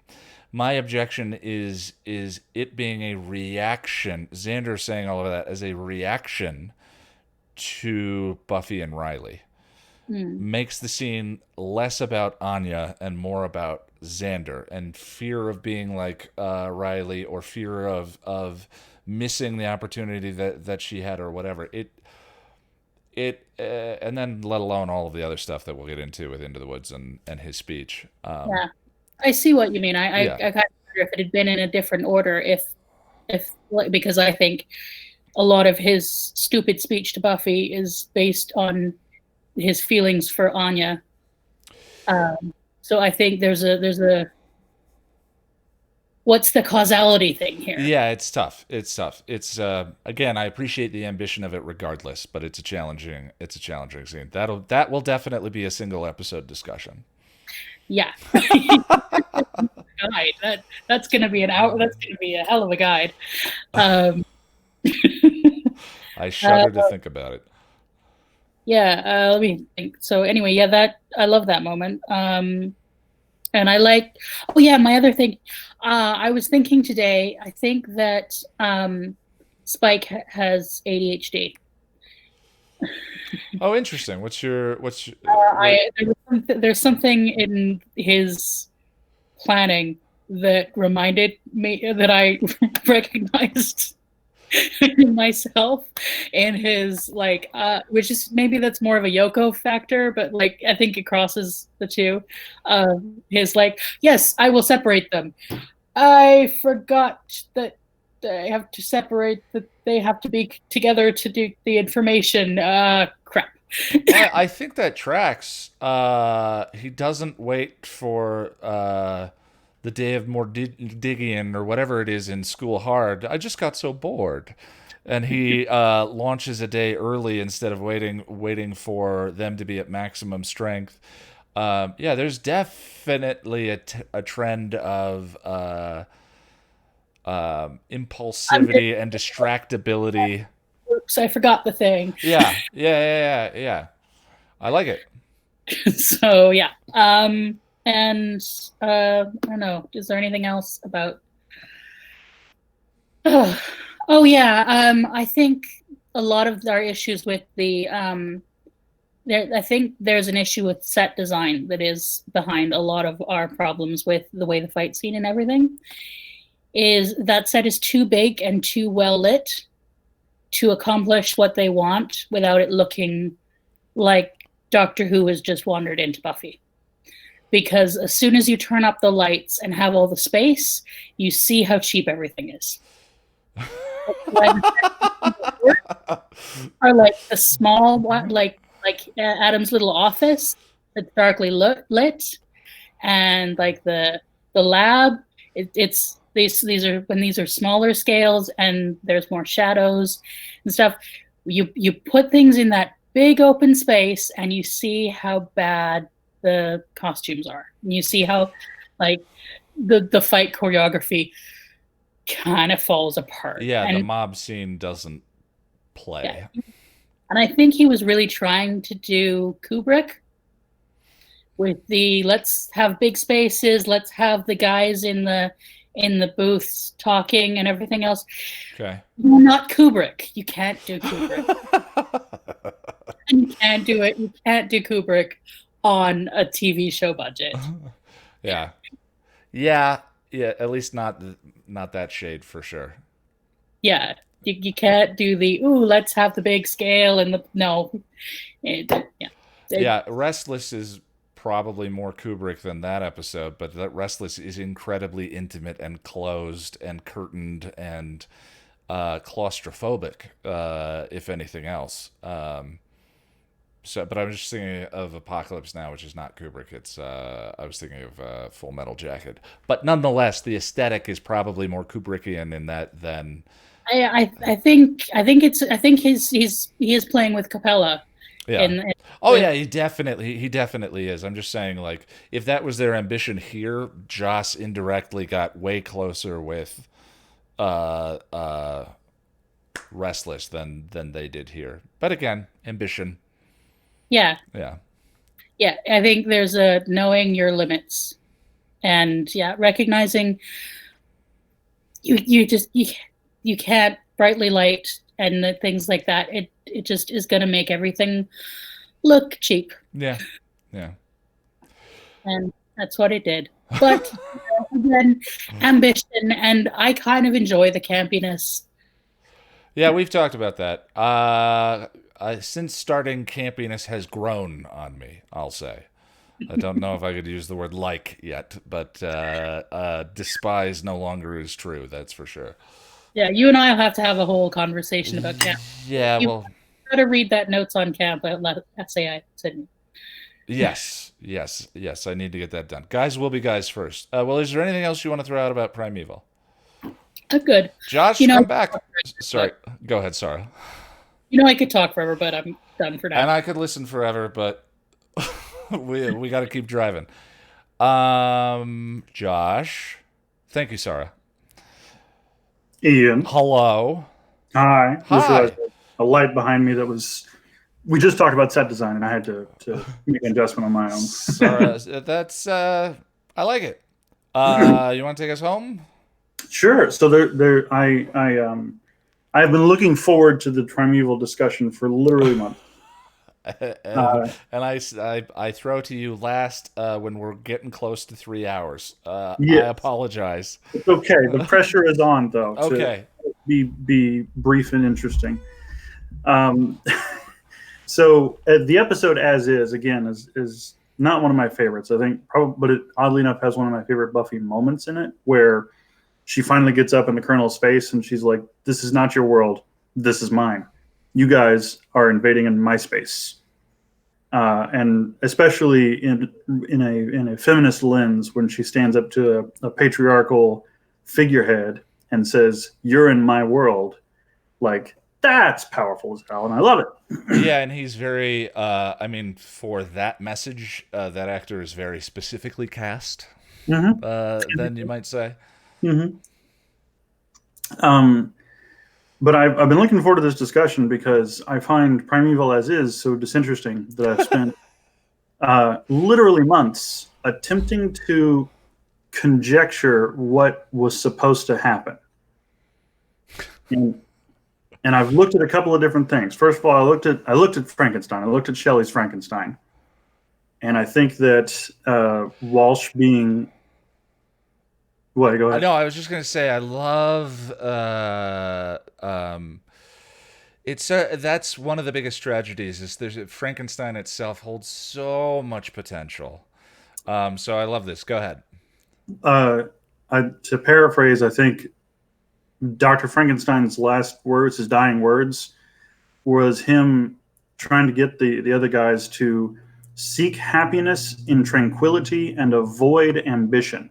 That's not Walsh in a nutshell. Yeah.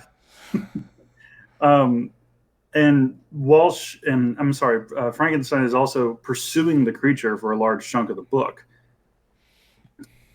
So then going back, I think that the last unaltered episode was probably Beer Bad. I think that from Beer Bad onwards, nothing went how it was supposed to. Which means that I think in the first 5 episodes, you can see the seeds of their plans for the season. And it seems to me like Walsh's metaphorical goal was to attack and control the id. Oh, yeah. Which Beer Bad definitely leads with. Beer Bad, fear itself. Fear is also a psychological function of the id. Yeah.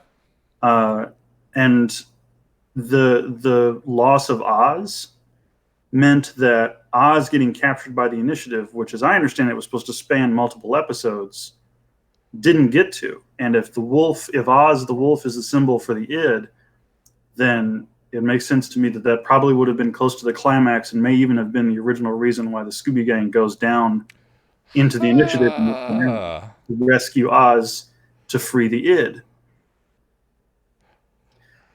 Because Spike getting chipped curtails his id, and Oz getting captured by the initiative is an attempt to control the id. And Walsh even spends the opening bars of Beer Bad trashing the id, and she has a whole lesson on it. So I think that the show was trying to say this season that the id is also an important part of a person. And like Riley's mind control chip or muscle control chip wasn't in his head like Spike's was. It was in his heart. Interesting. Walsh was trying to control his heart. Yeah, I follow. Yeah. So looking all the way back to episode 2, to Living Conditions, which I read Mark Field's book, and the episode 2 phenomenon tracks in most seasons, where the villain of episode 2 of most of the seasons is a direct reflection of the final villain for the season. Who is the remind me of the second episode? Kathy. Oh, yes, of course. So Living Conditions doesn't line up with either Primeval or Restless. Like neither of the finales match Living Conditions. And in Living Conditions, Kathy is stealing an essential part of Buffy. Right. And a larger, more powerful aggregate monster defeats Kathy, not Buffy. Huh. But at the very climax, Buffy's heart and id, Xander and Oz, are the ones who rush in to save her.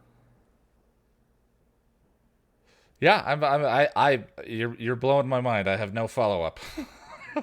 So I think that in going back to the Frankenstein motif, I think that Walsh, yes, was supposed to be the big bad the whole time. I think her battle with Buffy was going to be ideological. Mm-hmm. And I think that when Adam was introduced, he wasn't immediately going to be a threat or an enemy. He was going to spend some time as an instrument of the initiative, just like Buffy. And Walsh attempting to direct and control Adam at the same time she's attempting to direct and control Buffy would have been the metaphorical battle that Buffy needed to fight. And I think ultimately Adam was supposed to defeat Walsh. Maybe they're going to do a Star Trek V'ger thing and like ascend to a higher plane or something. But and Riley being in the initiative with whom Buffy is in love has her heart at this point. And so Riley rescuing Oz from the initiative still tracks. Yeah. and it all could have come together. I made a wish to a vengeance demon that everything in season 4 went perfectly.